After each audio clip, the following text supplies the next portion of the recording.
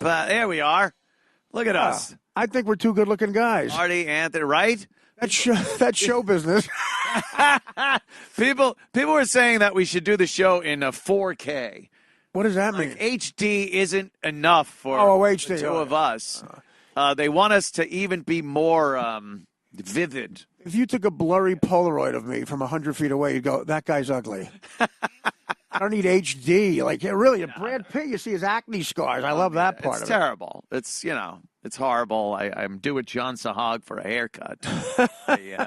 I don't know. You look good, Ann. I mean, Thank you, Mr. Blank. Yeah, you look all right, man. It's been a tough life. Well, look, mine too. It's been some. I wasn't planting daisies. Some trials and tribulations over the course of the Kumia existence. So. Considering you're fine. Yeah. What are you going to do? Yeah. We were just talking about the AA because it's the Artie and Anthony Show. AA, yeah. But the real AA and going Are to they suing? Yeah, right. I wouldn't doubt it. No, they usually stay out of those things, don't they? Yeah. But I had to go to so many of those meetings every rehab, night in rehab, and some of the stories are just horrifically boring, and other ones are just you want them to make a movie out of them immediately. Right. Well, something like, why are you here? Sometimes you go, you had a Chardonnay and you tripped. What are you doing here? I'm pissed off. Yeah. And other people say, oh, you should have been here at 10. I had a guy, true story, in group therapy, came in, a guy named Juan. He said that he had kidnapped his best friend's baby and sold it for angel dust. That's what he said. And then he just casually sat down. And then the counselor, who was an enormous woman, said, Artie, feedback. And I didn't know what to do. I was scared to death, and I told him never to do that again. And I realized who's in this guy's life. Like, I'm a drug addict, a bookie. I know bookies. I know bad people. Yeah. This guy, Juan, knows a guy who will buy a baby. And the currency he uses is angel dust. Yeah, That guy's in Juan's life. He the folk he knows someone who will purchase a human baby. Like anyone can take a baby. Or it doesn't seem that hard to do. Right. It's getting rid of it for money or drugs. Like, how many does he keep on hand at once? Like you call and go, hey Marie, it's Danny. Yeah. How you doing? Okay, good. Yeah, the light's still broken by the CBS. That's terrible. Hey, listen, is Tony around? I got to sell him something. Yeah. No, it's not a car. How many infants are in the basement right now? Yeah, and what does he do with them? Yeah. Well, he gets angel dust. There'll be a middleman there somewhere that. Yeah. Well, you have the whore has the baby. Do you want me to go through this? That's a tough one. The filthy whore has the baby, and then she gives it to a guy. And, okay. Right, okay. You can guess the rest. That makes perfect sense. Yeah. I guess you could conjure up some horrific. You have any stories that stand out from AA? Any guys who said stuff? Well, there was supposed to be anonymous, but yeah, I know it's supposed to be anonymous. I mean, but if you don't mention the name, who the fuck, I never does get it matter? that. After every AA meeting, everybody gets on their cell phone when we hit the sidewalk, goes, the fat guy from, and then just add something. Guess who's an asshole? You know how they have a speaker there? They have somebody that comes in and speaks at the beginning. So the host. Right. Yeah. This woman comes up and she starts speaking, and she's telling this story about how her and her husband's in the radio business. Oh, no kidding. And I'm like, holy shit, what the fuck? Now I'm perked up listening to this whole thing. I hope it's Scott Shannon. And her husband was involved with a radio station, and this was years ago. And then she says, and he comes home one day and tells me to sit down because Howard Stern is coming to his station. And now I know exactly who this is. Right, exactly. Thing. You can give details about the guy at that point. Yeah. But she was very proud of her work with AA, and I went up and spoke with her after that. Oh, that's nice. I think she wanted to maybe get together here in New York once I got back up. She was looking for work? I'm like, yeah. The best gambling tip I ever got was at a Gamblers Anonymous meeting. Really? Yeah. Seton Hall was going to go all the way and then lose in the finals, 1989. And I won $8,000. I won $8,000. I did. And then I took that and I lost that and the VIG on the first Knicks game that I could bet on. Oof. I swear to God, I lost $10,000. You took it all. If you let it ride. I saw a friend of mine, Norm MacDonald. Yeah. I saw Norm throw $60,000 cash into the ocean in Atlantic City because he knew it would just make him lose like $300,000. Okay, so he saved money. Yeah, in his mind, he saved money. It's 6 a.m., we walk out to the boardwalk, and it's almost romantic. And he pulls out a wad. It's $60,000 that he won that night. And he goes he winds up like Tommy John or something and throws it into the ocean. Jesus Christ. And he was with the one guy who knew what he was doing. Because I didn't gasp. I said, let's get some breakfast. Yeah, he figured that stopped him from losing $300,000. Right, because if you start with $60,000, it's a loser mentality. You're going to lose it, and then you're pulling more money out. And they go, you want a roast beef sandwich? We'll give that to you for free. Yeah, and then free roast beef sandwich. The worst is when you start thinking about how much you've tipped everybody. Yeah. When you're on the winning streak. Can I get that back? Yeah. What do you do? Fucking, I tipped the shit out of you. Why don't you give me something for free? Biggest loser thing I ever did. I was in Martha's Vineyard. I visited John Belushi's grave, and everybody leaves shit there. So I left cocaine. I left an 8-ball. I left an 8-ball of coke at John Belushi's grave at 2 in the afternoon. I got back to get it at 4 a.m. I went back to get it at 4, and half was gone. I'm like, is Joe Walsh here? True story. I went back to get Oh, my God. John, I'm sorry. I know you're gaining weight. Yeah, that's really like when you got a problem. Yeah. You start pulling those shenanigans. I broke up with my girlfriend of 9 years at a blackjack table at the Borgata. I love that. Yeah. It's a nice place, the Borgata. Oh, it was wonderful. And the waitresses are they got the Borgata babes there. And if you've been over to the Trop or something like that, you realize how bad the waitresses can be. Right. And then the Trop, they have like motorcycle scars from her. Oh, it's terrible. Her boyfriend started a motorcycle on her. I have a rum and coke Nana. Nana. It's fucking terrible. Oh, that's great. So so I'm at the table in one of the high roller sections, and I'm winning. I'm doing well. Good for you. And my girl comes over, and the waitress came over at the same time, and I told her, the waitress, I go, you're distractingly attractive. I'm trying to. So my girlfriend knew, like, right. Wasn't serious. I was serious, but I mean, it's a fact. About it. It's a fact. Yeah. And then my girlfriend goes, yeah, I'm leaving. Wow. And I was like, all right, you got what a key? Cunt. Yeah. You got a key, to the room and stuff? She goes, no, I'm leaving. Oh. I'm leaving. I'm leaving getting New Jersey. a trailer, and I'm moving my shit out of the house. Wait a minute, did you go there on a trip together? And she told. Yeah. Oh, okay. Yeah. And that was that. Wow. And in the middle of talking, I went like this. I went, hold on. Hit. She did not appreciate. I hope you won. Yeah, I think I did at that point. What if you busted? You went, you whore! Fucking twat! You mush? Yeah. All right, good. Get it a mush. Good. Get the fuck out of here.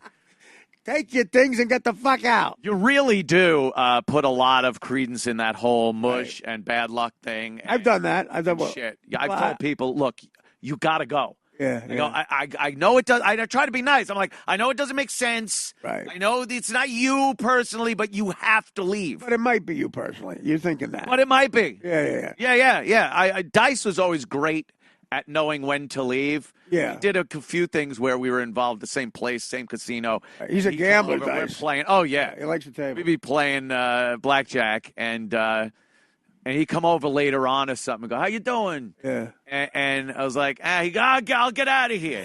I'll get out of here. That's the one time he's like humility. Yeah. What the fuck? I never saw him like that. With gambling, he goes, I'll get out of here if you want. Gambling, he knows better. Yeah, wow. to be. I never heard him like that before. No. He's done some horridly embarrassing things where I just put my head down and right. And I don't really give a shit. Yeah. And it's that bad, though. He will tell people. Well, he yells loudly and embarrassing. Yeah. Do you remember when I told you I want this butterflied? Well, Howard had a story with him where when they were friends in the early 90s, they would go with realtors to look at homes. And Howard thought he really wanted his advice as a friend. So Howard didn't know that when they got in the homes, Dice and Wheels, a guy named Wheels is being shown a house. We're just going to... Mr. Wheels, would you like to see the kitchenette? Want to see my friend Rims? Dice gets in the house, a realtor that Howard got, a nice, classy woman, and he just starts going, yay, yay. Starts like having sex with the central air unit.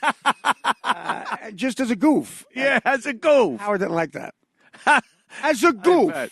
Happy Face isn't happy with the bathroom. Happy Face. Happy Face. We used to have a guy like that called Saloon Face. Same thing. Same exact thing. Same exact thing. Saloon Face. Dice was great with naming his friends and, having people a are good crew. at that. Yep. Like, he definitely wanted that whole Sinatra thing where, he had a whole crew of people. But it wasn't a Sinatra thing. No, it was. Wheels was not exactly, Peter Lawford. Tony Bennett. Yeah. Hey, Wheels. Hey, Wheels, you're Tony Bennett. Go get us some pussy. Yo, Wheels. Happy Face. Here's Club Soda Kenny. Hey, Club Soda. Yay, we're gonna. His album, The Day the Laughter Died. He's in it. 7 people at Dangerfield. Yes, and a couple from Ohio. And it's a Christmas time. He's like, "What are you doing here? What do you want to see the tree? Yay, it's a tree. They don't have fucking trees in Ohio. Yay. Oh yay, look at us. We're looking at a tree. Yay! An hour of goofing on a family from Ohio. Shit. Yeah. He's my favorite special. Old joke is. So I'm sitting in the 3rd grade, and the teacher says, "What's the difference between 3/8 and 4/8?" And I'm like, "Yeah, what's the difference?" Now come over here and blow me. And you gotta have a taste for it. I love him. We went to where the fuck were we? Vegas or something with Joe Rogan, right? And a few other people. We were just hanging out, and we went to go see Dice, and. Me and Rogan were laughing so hard, but at Dice. Was that in the bad time? It was kind of the bad time. Right. Yeah. So he still didn't know. I don't think he was fully committed to goofing on himself yet. Right. Like, Dice was Dice. He was Dice, man. I'm the coolest guy in the world. He was like Fonzie, only without the black activism. Without the black activism. He didn't mind if you didn't go to the party. No, he wouldn't care. I don't give a shit. Go to the party, don't go to the party. Now come over here and blow me. I don't care if a black guy's playing drums. I got fucking 1,000 on the Knick game.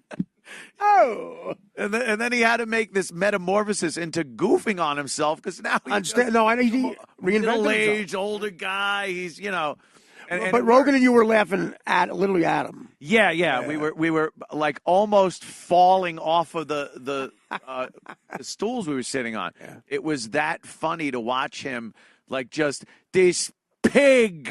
I'm fucking her asshole, and shit is falling out of. And you're just like laughing at how rank this is. Yeah, I like it. I'm laughing. I love it. No, I know what you're saying. It was so funny to watch. Yeah. During that time, he had a bit literally where he went, "My fucking load is so chunky that it could feed third world countries. Right now, they're hooking up a pipeline from my ballsack to Biafra." And they say, "Dice, 3 times a week, we're going to ask you to..." And then he gets on his face and goes, drop loads, drop in bag. And I feed Biafra.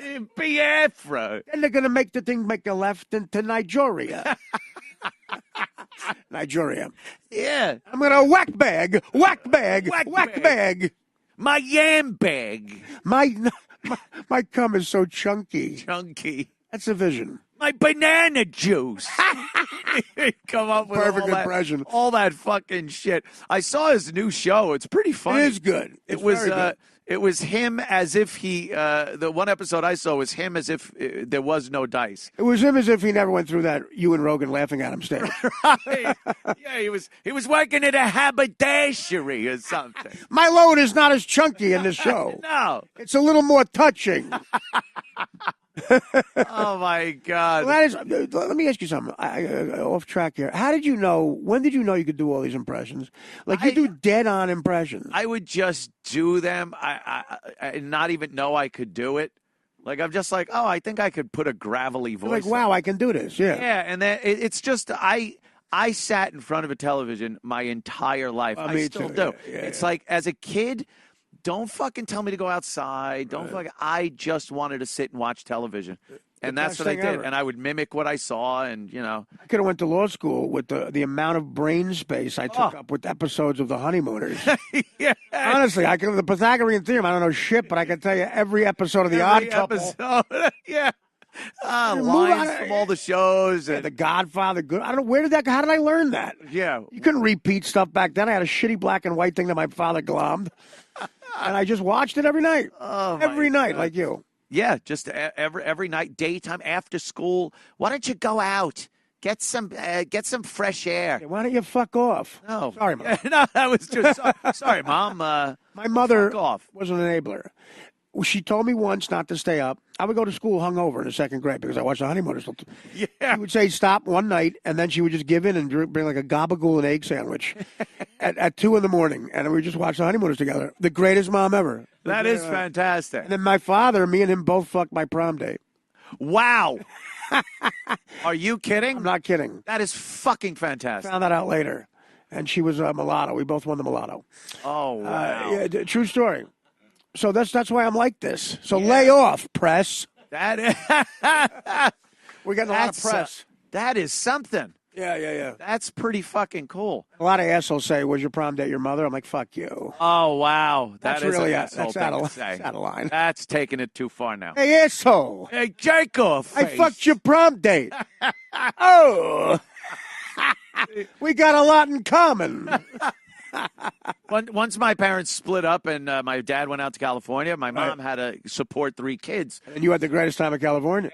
Oh, I did. I have a great time in California. Yeah. When I was in New York, though, she had to support like the 3 kids. It's before I went out to California. That's hard. So she was a waitress at the disco, and then she worked a receptionist at a hairstyling. It was Donna Summer. Yeah. She was Donna Summer, just working 9 to 5. What a great family, though. It's a hard-working family. Yeah. She did well, you know. But like taking care of the kids really was second, because she would go out and be just out all night. I couldn't do that. So me and my brother and sister, we had to be. My brother was probably 12. Right. I was maybe 10 or 11 and stuff. My sister's 8, 6, some 7. And we would just be out watching Johnny Carson. Right. But that's good you didn't leave the home. Like, there was no supervision at all. No supervision. But we would sit and watch The Tonight Show, which was like 11:30 to 1 a.m. Yep. I remember, like, as a kid, sitting there watching The Late Show and all that shit, and then having to get up for school. Wasn't that the greatest feeling, though? You felt like you're an adult. Yeah, you were up late. It was awesome. Listen to James Caan tell stories about banging chicks at, like, at the Playboy Mansion. Why would a kid be interested in anything that The Tonight Show had on back then? Well, I don't know. Jimmy Caan, I guess, was good, but he wasn't on a lot. But you got a lot of, like, the James Cocos. Yeah. I know what you're saying. Believe me. I used to like when Johnny would do his skits and sketches at the beginning of the show. Well, talk about politically incorrect. I was watching. They got the whole shows now. Oh, yeah, I love that. Here's his monologue. He says, my girlfriend Ed in high school, Gina Statutory. A type of rape. Yes, a type of rape. His girlfriend was a type of rape. Gina Statutory. And she was, we called her Lincoln because everybody took a shot at her on the balcony. Yeah. That's in a monologue. I was in a monologue on a network Biggest show on a major network. Yeah, and then he'd do that other thing where he'd have that big titted blonde come out, and like all he would do was sex jokes. The next Mrs. Carson. Yeah, the next. No, I know. Yeah, it would be some of them made it. Like it was Lonnie Anderson for a while, and she got. Yeah. But like, could you imagine now, like Kimmel or Fallon having some big titted blonde, and all she's there for is a prop, sexual innuendo. She's like a dog. Yeah, exactly. Literally, like you box her up at the end of the show. Air-headed blonde bimbo, and that was men used to run things. That's when men used to run things. Men, when men were men. You hear me? I hear you. That's when everybody was Dice. Dice was like your guidance counselor. You sound like a fig. Yeah, what's the matter with you? You want to get good grades? You want to do sit-ups? Well, stop being a fig. Well, what are you taking math for? Yeah, math. You're stupid. Pick up a wrench. I'll give you some math. 2 plus 2 equals, you're a fig. Well, what are you, in the drama class? Yeah. What are you, acting? It sounds good. Yeah, Pulls the cock out of your ass. That's going to take you far in life. Yeah, I want to learn the Pythagorean theorem. Why don't you go fuck yourself? Learn how to get laid. Oh! Go out and send your mother in. Yes, now go send in Kate Hudson. Oh! Fucking, oh! Gilbert's impression of him is so funny. Oh, He just yeah. makes the noise and then, oh. Yeah. I'm in bed with this chick. And I go, oh! And she looks at me and goes, hey, Dice. And I'm like, oh! Oh, Dice. Yeah. Why do I have to sleep in the wet spot? You're lucky you're still on the bed. Oh! Oh, yeah. Hey, Rogan, you laughing at me, you cocksucker? I see him laughing, but I don't feel it's laughing with me. You and Cum, you're laughing at me. I'm going to beat the shit out of you like I'm not Jewish. Yeah, don't forget, I made believe I was Italian. Yeah, I'm a Eugene. That's the only comic ever, say what you want about him, where people had his bits blasting out of open Jeeps. Oh, yeah. That doesn't happen a lot with Stephen Wright. No, no. Huge. Yeah, unbelievable. Just huge. And I remember during the whole 9/11 thing, of course, the anniversary today, but years ago. We're the only show on radio, by the way, who took that long to get to that. Yeah, true. True. Dice was talking about going down to the site at the time, and must have been touching. And very touching. Yes, we had him on the phone, and all he would talk about was that he got a hat.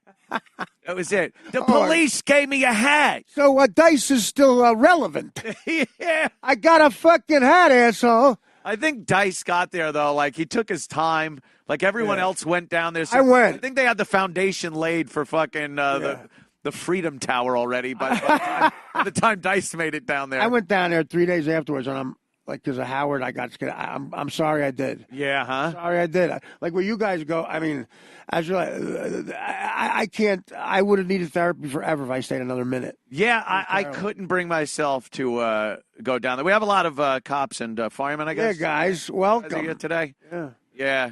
Were any of you guys not there? One of them were old enough, by the way. Yeah, no, you're not old enough for that. Look at these cocksuckers. It's like 17 years ago, 16 years ago. 16 years ago, which amazes me. I mean, sometimes it's like, oh, I remember it so vividly. You're like, okay, that was yesterday. And then it's been so long that we were on the air. Were you doing afternoons at that point? We were doing afternoons. We had to do the show. We did it from one of the studios out in Long Island. You did it, though. That's good. Yeah, we did the show from Long Island, and right next to us was Hannity doing his show. That was back before he was, You don't know what to say. Yeah, right. Yeah, it was the weirdest thing. That remember, like the bullshit stories. There's more planes, I hear. No, you don't want to be disrespectful. He just took out fucking, Disney World. Right. No, there was the White House was going down. Yeah. So you don't know what to say. You don't know. You can't make jokes. No, well, absolutely. So what am I going to say? I'm like sitting there like the grimace, like right. Can we see some tits? No. Yeah.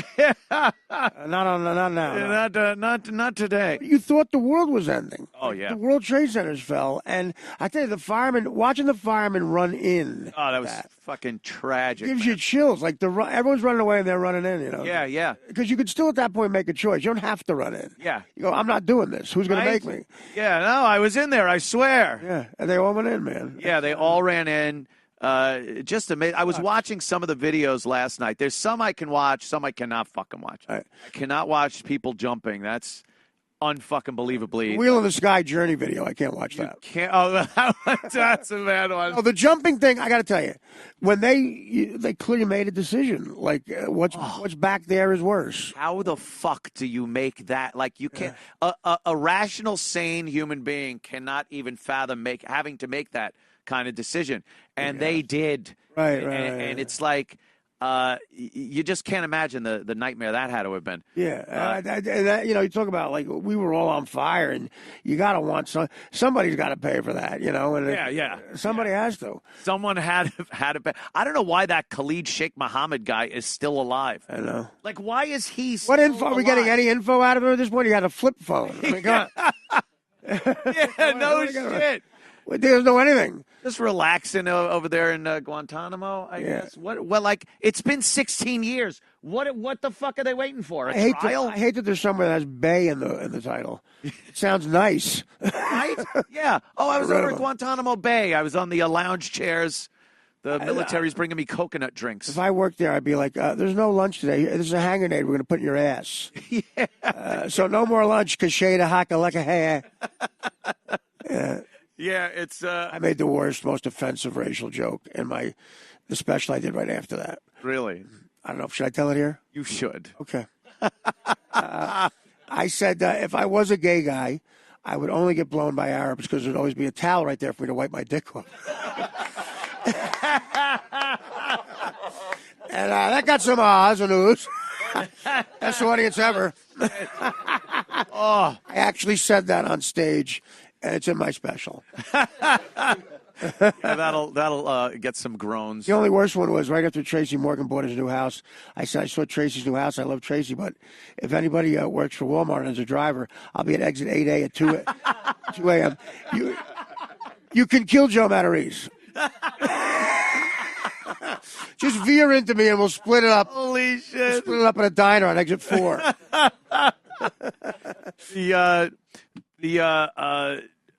The Trade Center stuff. I was talking about how you get back into being funny after that. Like our show. I don't think I ever did. You had it? Yeah. I don't think we did. That's hard. So the thing that broke the ice, and it was a great way to laugh at something that had to do with it, because it was right. It was all you couldn't talk about something else. Right. It was these assholes that wrote tribute songs. Oh, that's the best. We started playing. You're right, they're the best. Because first of all, they suck. What's better to goof on? Yeah. They sucked so bad. And how dare you make it about yourself? I know. You're the one that's going to make everyone feel better with your dumb fucking just shut up shitty song. Yeah. So we would play the song and then stop it after each verse, trying to guess what the next verse was going to be based on what it rhymed with. Right. So it was like sky. If it ends with sky, like, all right, you just got to say die. Die. People die. It was a great way to get back into. What's a great way to do that? Jokes. Great exact way what you just said, the same premise. If you buy a racist country album, and they have a lot of them. Oh, yeah. Okay. You know the N-word's coming when something that ends in Igger. Yeah. You're going to drop that bomb. It's like, she left me for a guy whose dick was bigger. My baby left me for it. You're like, back it in. Back it in. Here comes the N-word, baby. Back it in. You left me for a guy who knows how to use a trigger. Well, here it comes. I must say that's one thing I never did figure. All right. Yeah, they start changing words. My favorite author is J.D. Salinger. They can make anything end in nigger. Oh, my God. Yeah, I got a broken harriger. Bellied up to the bar and drank me a jigger. My baby left me for we get it. We get it back. She left you for a we get it. Move on, Jethro. Move on, buddy. Oh, my God, yeah. Probably left you for a lot of people. Look at you, you sorry son of a bitch. I love it. You can just, when it's coming. Yeah. And speaking of Joe Matarese, he's on tomorrow, I guess. Yeah, I know. Well, that'll be fun. I saw his video. What is going on? I watched his video. Apparently, people think I'm on drugs. Has he removed the video from all? He did. He did, yeah. What the fuck? I didn't even see it. Thinking. He doesn't like me for some reason. I'm a friend of his for 20 years. I've done him a lot of favors. Yeah, why? A lot of favors. Okay, let's just remember that. And every time, he doesn't like that a fat, ugly person's more successful than him. Does he think he should have at least a car dealership? A good. Yeah, I don't think he likes that. I've gotten some jobs I think he was up for. I think like the Stern job. Like the Stern job. Yeah, I couldn't see Joe Matarese doing that gig. Crashing. Frankly. I played Joe Matarese originally in Crashing. The character's name is actually Joe Matarese. I don't know. I don't know what his. Every once in a while he does this passive aggressive thing, but this was not passive. This was on the money. Yeah. He doesn't like the show. He's critiquing the show. He's critiquing the show after literally 3 days. Yeah. You're an iconic radio guy who's doing very well. I was on the biggest show of all time. Biggest show I was ever. in the back. But and he, quite frankly, is going to be working at a CBS soon. I mean, we're taking advice. Like, come on, Joe. Honestly, he's a friend of mine. That is, what are you yelling at us for? He's done the show quite a few times. Which is rare. Which is, yes, very rare. The only show that does that.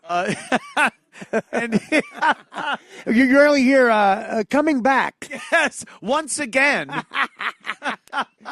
Yeah. So, I'm wondering if he holds a grudge over that live thing we did. Oh, I forgot about that. Over at the Village Underground. You and Norton buried him.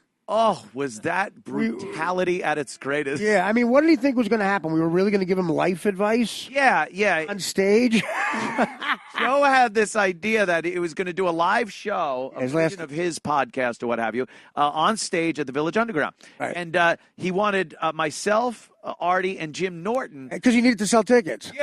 To sit there and kind of go through his life and give him some advice. Right.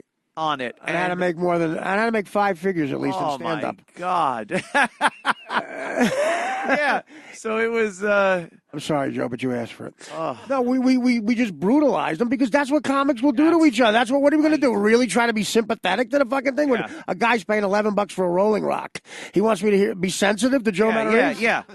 Give me a break. He wants to hear insults, and that's what we gave him. Maybe that's give him real advice. I'd have just taken my gun out and handed it. Do you know how to pull the trigger? Because Mrs. Matarese is now Mrs. Washington. Back it in. Mrs. Matarese is now Mrs. Isaacson. He might hold a grudge for that. I know he was a little weird and forgot about by it. Yeah. I thought it was hilariously fun. Of course it was. What a fun night. Because we weren't the host. Yeah, maybe that's it. Comedy clubs are great when your name isn't Joe Matarese. Well, he'll be in tomorrow. I think he was debating on whether to come in tomorrow. Oh, you better, you motherfucker. Don't even pussy out. I'm not fucking... You man up. You better man up and show up, motherfucker. Yeah. I think. Bring the same chair you had on at stage at the fucking Village Underground.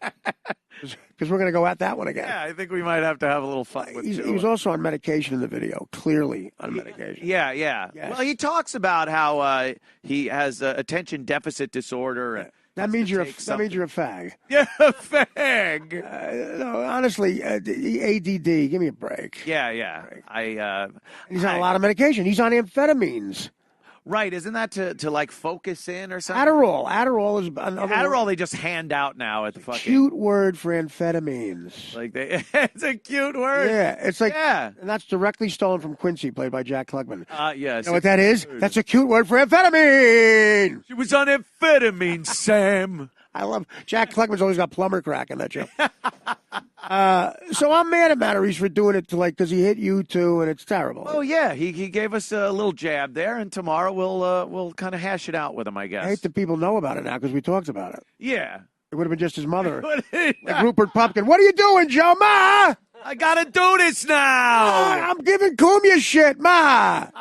I'm telling Artie to look at Cumia more. I've got a note, Ma. Joey, you're gonna miss the bus. I'm getting Artie's cocaine problem. I gotta write this now.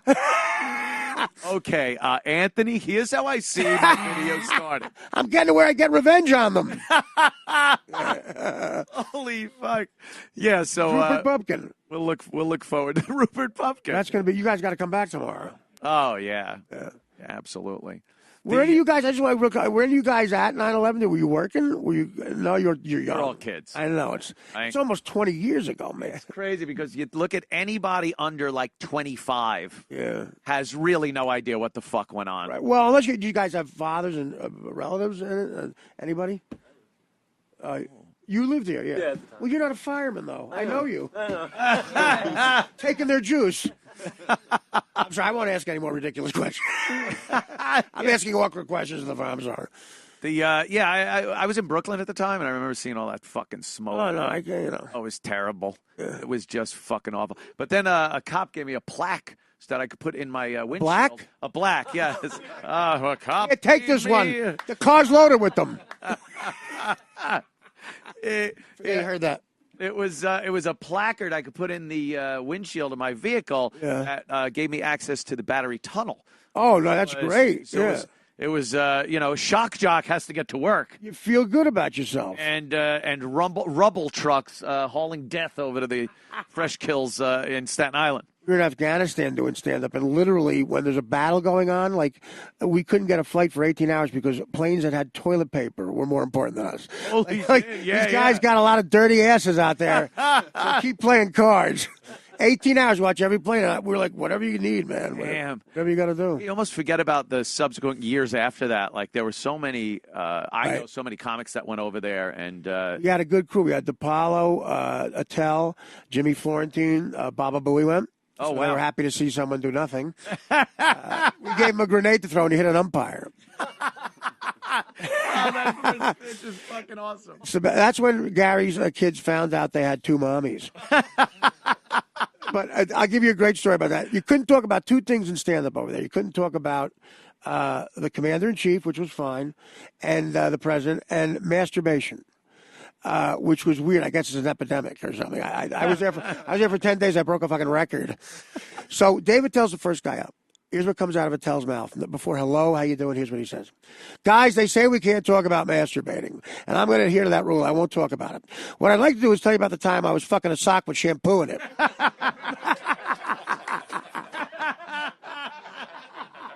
Standing ovation. That is fucking brilliant. After that, we could talk about the president masturbating.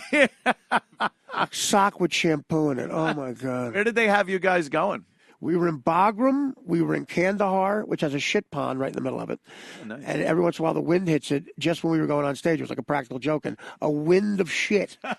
I did my set with, in my nose, I had cigarettes because I didn't want to smell the shit. And then we went to a place that was so dangerous, they needed 2 Apache helicopters to bodyguard our Black Hawk. And they couldn't find them, so they canceled it. They said they sent us to places where more famous people would not go. Yeah, that's Billy Crystal ain't going here. And the comics. The G-listers. It was unbelievable. 10 days. It was what an experience. You see what those guys do, man, and they were very appreciative of it. Were you nerve-wracked getting on those Blackhawks? And no, I was always on heroin. Oh, okay. No, it was weird doing stand-up in Bagram because you look at Kabul, because you're like right over the hills is fresh heroin. Oh shit! You could do heroin that hasn't been shit out at gunpoint by a chick at a Best Western in the Bronx. You always wipe your ass. I don't need to be smelling your shit, Anita. Oh my God! Fresh heroin. No, it was very. Everybody to this day is very. When you see a soldier, they compliment you. And it was the best thing I've ever done. Yeah, yeah, that's got to make you feel pretty good that you went and did something like that. Holy shit, I couldn't imagine. Well, it's. I could not even fucking imagine. I'm sure DePaulo was very. DePaulo was very nice. No, but I'm sure. I'm sure he had nothing to say about the local. No, he was fine. I got to tell you, it's biblical over here. I tell you. What do you got on there? Even something nice, he could make it sound like you're stabbing him or something. I said, "How was your physical?" Yeah, how was your physical? How was your physical? Good. All right, I got to say a bad word for the greatest story ever. Uh-huh. Okay. Him and Patrice O'Neill at the Comedy Cellar table. This is what it used to be like there before Aziz Ansari got a Wembley Stadium sellout. All right. We all knew that Patrice had to go to a doctor's appointment for a physical. He sits down right this far from DePaulo. And Patrice goes, how you doing? And DePaulo goes, how was your physical? And he goes, man, I got 7 out of 10 things that kill niggas. DePaulo goes, without missing a beat, one of them a handgun? Why didn't they have a sitcom? A handgun? Lightning quick. Shit. I'm not ashamed to say I laughed at it. Of course. Now at the cellar, God forbid you body judge someone. Oh, yeah. Well, right, I was on double secret probation because I got into a little bit of a yelling match with Jon Stewart. Now, what happened with that? Give me your story on this. He was, I'll put this gentleman on I'm sorry. hold. No, fuck him. Fuck him. Where is he? Thanks for I don't paying. even know. Hang out, Mike. You'll be okay. Don't say anything. I just went in there. I was hanging out. Actually, it was me and my chick. I'd seen you earlier. Grillo. Yeah, I'd seen you earlier that night. Yeah. Oh, Grillo. Grillo's always nice. Yeah, Grillo was there. I feel like a winner when you're with Grillo. Yeah, Grillo was there, and You feel like you're a winner with a guy who had a locker in college. So Jon Stewart comes in. He goes downstairs, does his set. He comes back up. It was after his set, okay. Yeah, it was after his set. When he came up the stairs, the bar is right there, Right. So Grillo went over and said, "Hey, John, how you doing?" Right. And then no. now he's standing right near us, and I go, "John, how you doing?" He goes, "I'm not shaking your fucking hand. Why? What is his You're a piece of shit." What was his problem? Motherfucker. I'm going through all the guests that he's had on his show over the years that he shook hands with that have literally killed people. But I'm saying, what was his problem with you? Just your politics? He goes, I know you've said shit about me. And I'm like, how long have you been in this business? Oh, come on. By the way, how long? A month? Yeah, I don't understand that's how this whole thing works. So it was just that, like you said. It was just that I talked shit about him, and it probably got back to him. Maybe hit a little too close to home, did it? Oh, okay. Shit like that. I get it. Because I remember what you might have said. I think he holds this grudge from 16 years ago because I goofed on him relentlessly about, and not at the time. Yeah. Years later, but at the time, after 9/11, he got on The Daily Show, and he started crying. He was crying. He was crying, and he said, goofed on that? when I looked out my apartment, I used to see the World Trade Center. Right. Now I see the Statue of Liberty. What's wrong with that? I'm like, all right, Rent just went up. Guy's a little emotional. That's fine. So years later, after The Daily Show becomes this liberal thing that it became, right. and Jon Stewart becomes, the be-all, end-all of liberal politics, he starts talking about Islamophobia and help this and that. And I'm like, what happened to the crying guy? I know. With the World Trade Center gone, who you think did that? All that shit. And he might have. Man, but that's even kind of light, but it's a good point, by the way. It's a valid point. Yeah. Motherfucker. Greg Kilborn would have not been mad. Yes, exactly. Yeah, that show is reading a teleprompter. I'm sorry. I said it. I don't care if I never work again. A bunch of talented writers that sit there and then pop shit on a prompter and you read it. Right. And then occasionally when they come back from the video, you look at this camera like this. You go, because I know it's what happened. I feel bad for someone like you because you're going to get the bad press in that situation. Oh, of course, and that's exactly what happened. Right. So I start talking. I go, what is this even about? Yeah. Well, you talked shit about me. How long ago? And I'm like, so I brought up that, it's show business. And then he goes, oh, so it was fake? I go, no, it's not fake. Oh, God, the debate. Talk about now we're in the middle of the cellar, and he's got his beta male collection of fucking, Aziz was there, of course. Of course, yeah. And, listen to me, I was outside smoking with Dave Attell, and I didn't even know something happened. Yeah. And I remember my first reaction was I feel bad for Anthony because he's got no shot at winning. I got in the press. No in shot. The press, yeah. No and look, shot I met John a bunch of times. He's always been very nice to me. Yeah. But it's a single-edged sword. Yes, it's a single-edged sword. Yeah. He's got fucking Aziz. I got Grillo. That's fucking. That tells you how. I think Aziz is the one guy Grillo can beat up. Let me tell you something. That is true. I will beat you up. Is that how he talks? I'm sorry. And I don't even know. So then the hierarchy is my point. It sucks. Yeah, there is. There is a whole thing going on there. Yeah. So the owner comes over and says something to me. Noam comes over and he's like, hey, like I said, this isn't coming to blows. Right. I go, this is two adults having a debate. This is what people used to do. Yes. So we hashed it out. He finally said something to the effect of, all right, I probably came off a little too fucked up. Oh, really? Okay. And shook my hand, and that was it. Oh, no, you don't hear about that. No, of course not. I went back to the bar. He went back to his fucking table and women. And he went back to his discussion about getting brunch with the UCB guys. listen. Noam is one of the greatest people. He's been so nice to me. Right. But everybody's in a weird situation now in the world with, like, if you lean to the right. I'm not a political guy at all. No, I know, obviously. I don't know much about it. I look like, an arms dealer on coke. But, I go where the joke is. That's what I do. Right. And but you're very astute with it, which is great. My old partner Nick was great with it too. But I can't. We did a sports show, and I said I don't know how to make a secondary Dolphins interception turn into Obamacare. I can't. If a guy gets sacked on the Rams, I can't turn that into tax cuts. Right. Yes. But you can, and it's like. And you get punished for it. Yeah, you do. Yeah. I've realized that.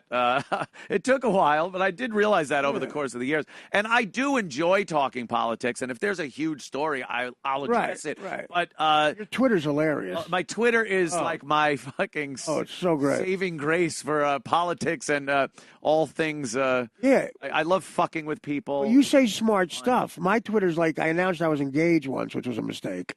And then the first tweet back was a kid in Iowa said, "Eat a dick, fatty." You're discussing politics. Yeah, and politics. But then I'll get into other things. But I don't know. It's just a fun thing, and I still do the Alex Jones thing on Thursday. Yeah, well, and people antagonize you just for something like that. It's like, I don't know what you're talking about. Yeah. How could you work with that guy? I don't know, because he's a great guy and he's hilarious. I saw some. That's literally what I tell people.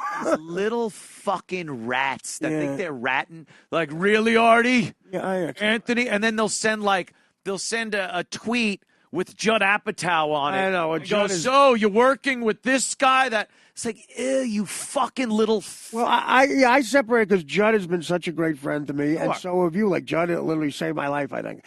But it's separate. It's separate, right. And he's a great artist, and so are you. You're a great artist too. You're a funny motherfucker I'm privileged to work with you. But Jesus, Artie. I mean, I'm a bit of a Eugene right now. Well, I mean, there's a lot I have to make up for. It was a rough first week with the press. But, that's the other thing. These people call me up going, "Oh, Anthony wants to fire you." Yeah, really? I got that over the weekend. I'm like, what? He wants to fire me. What rag said that? The New York Times. Yeah. So thank God you diffused that, because then you look over your shoulder. Maybe it is true. No, it was so. I bought a brand new Eldorado. Biggest Kindaloon move. I get a message from AJ Benza. I get a message, and he's like, "Dude, maybe you should address this rumor." And I had to write. What rumor? I don't even know what's being thrown around. Right. And people. Artie's teaching a spin class. I don't have to diffuse that. Yeah, right. Who's buying that? I'm in it. I'm in the class. So what happened? He called you in. So he's like, someone is asking questions from the media, whatever. Like who? Like who, right. And it's like, I go, no, wait, what are you talking about? Who was he, Chevy Chase? Give him 3 days? And listen, so my new partner in 3 days loses a gallon of blood from his nose. What does that matter? Doesn't mean a thing. He could have sickle cell anemia. The fact that I said, listen, I don't think Anthony would be this much of a liar, because he's a genuine guy. It's like to a guy. Yeah, exactly. I wouldn't lie to a guy. Yes, of course I'm an admiral. Of course I'm a lawyer. Yeah, exactly. Well, that's the thing about Brian Williams. You don't lie on the air. You lie to women. Do you know how many broads I told I was in a helicopter that went down? Every woman I've ever met, I've told that. Do you know he probably told that story so many times to women, right, to make himself seem cool, that he slipped. And then on the air, he said it. And then on the air, I thought the camera was a woman. You're a very beautiful woman. Before I get you another mint julep, did I tell you about the helicopter crash when I saved 3 Cubans and 2 humans? Oh, what a slip! That was a slip. Oh shit! Are you of the Cuban American heritage? Because I want you to meet my friend Ed Castro.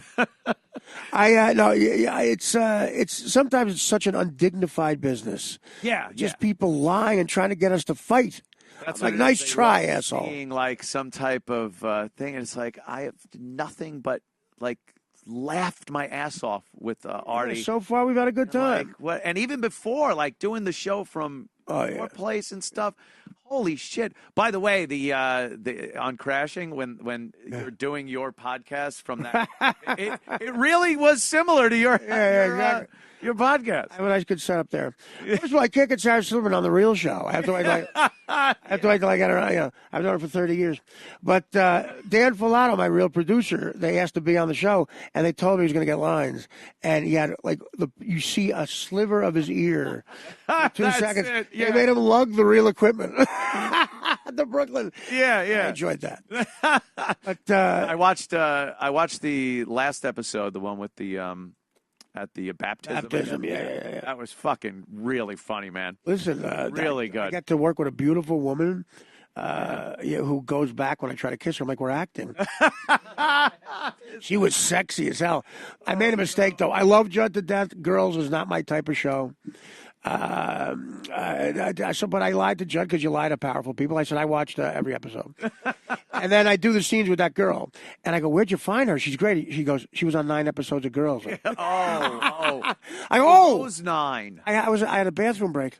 Yeah, I was. I missed that. Yeah, but I don't know. I just get sad almost when I see people like they get up and they want to ruin my life. They get up and they report shit that's not true. Yeah. Some might be true. Who knows? But. I want to ruin this guy's life. I want to get him fired. Yeah, what the I don't understand that. What did I do? Part of the end game where it's like, because I see that a lot. People trying to get me in trouble. My brother, what happened with your brother? Literally were sending emails to places my brother was going to play.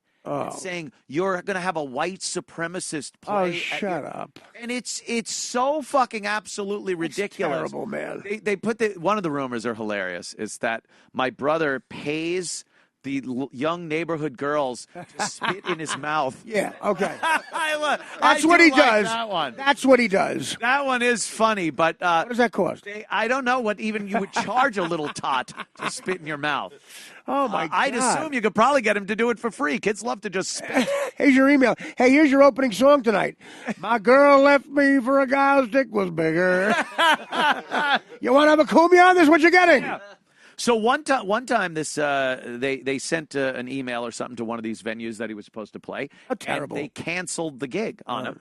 Cost him money. Happened quite a few times. Cost him money. Not only it cost him money, all the guys in the band that don't even know what the fuck. Bass player was broke. Yeah, exactly. This broke motherfucker that's just trying to get by is now fucked out of a gig because some asshole decided he's going to wake up and fuck with someone's life. Did you know who the guy was?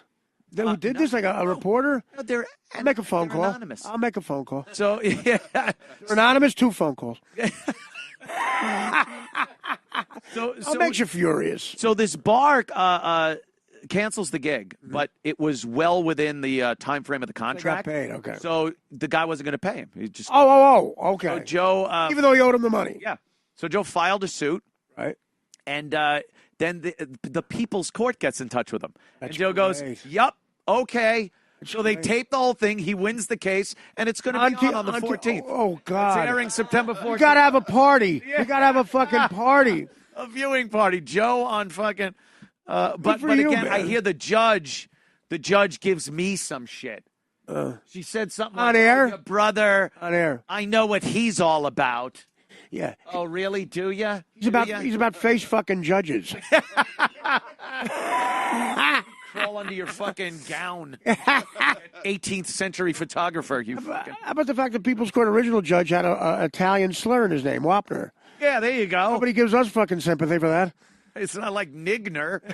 Would be. They would never put a guy on that name. I would love to have that judge. The Honorable Judge Nigner coming up.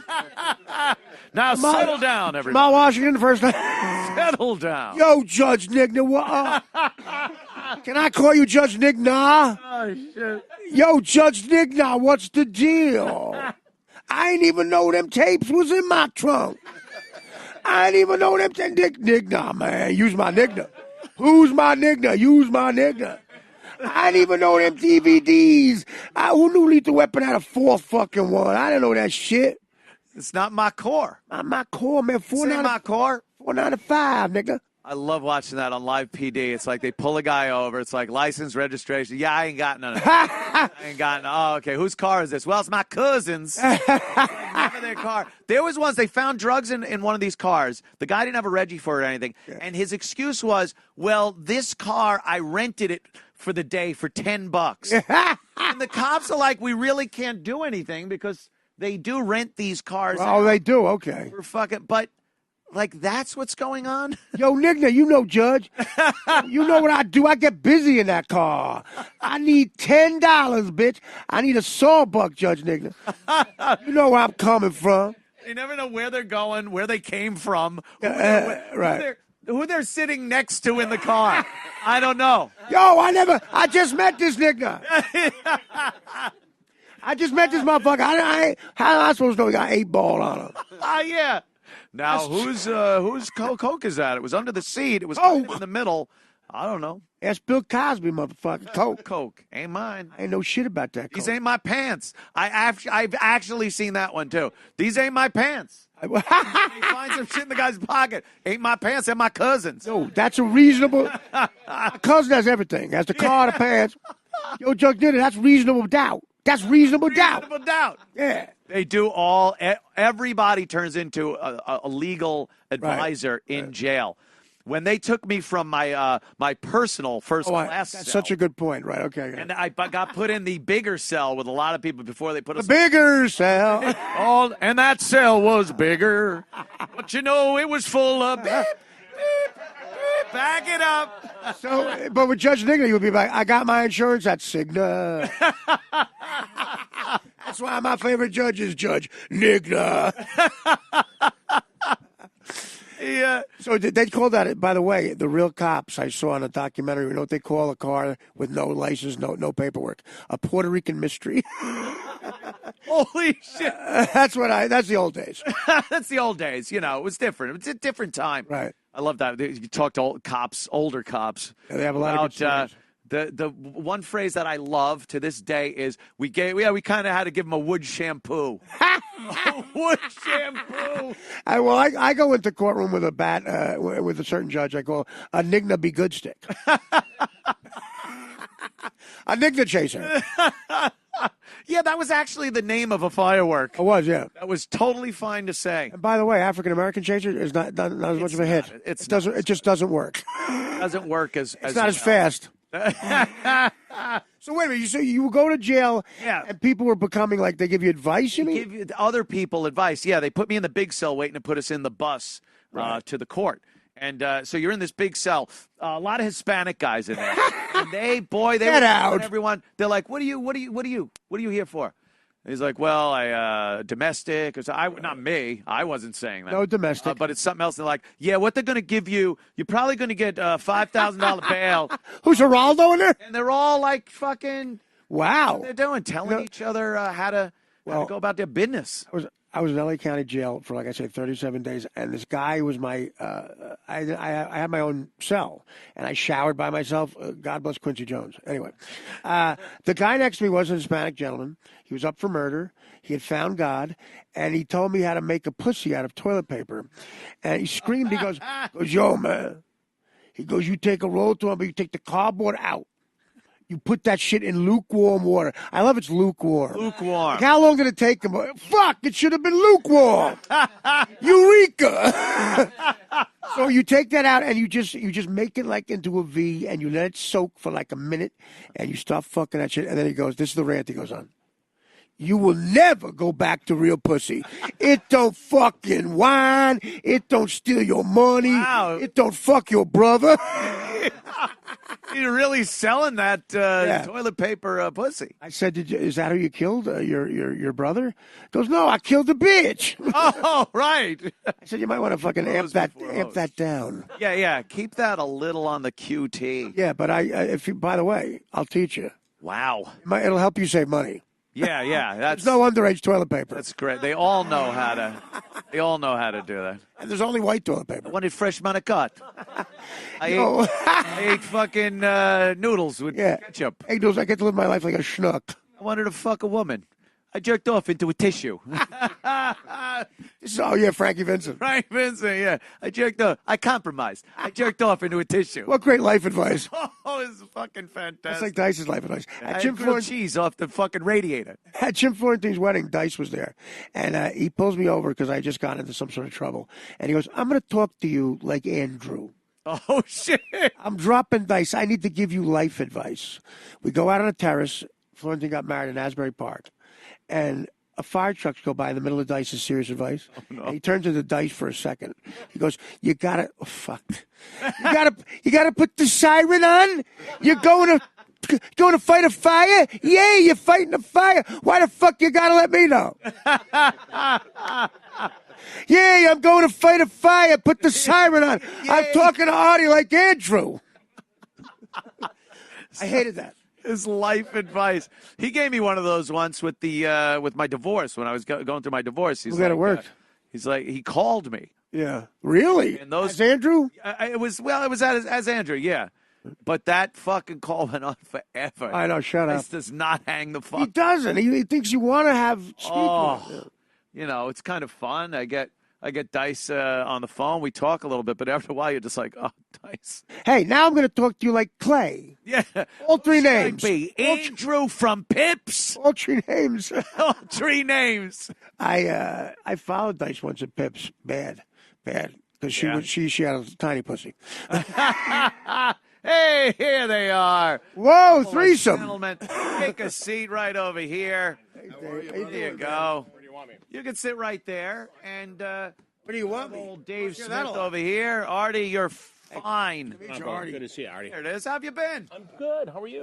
Good. Mr. Dave wow, Smith. good to see you. Look at this. You too. Look at this whole new setup you guys got it's here. all new setup. Amazing. Oh my I love God. it. It's luxurious, really. It is quite luxurious. Perfect. Artie Lang, of course. Have Thank you you. met ever?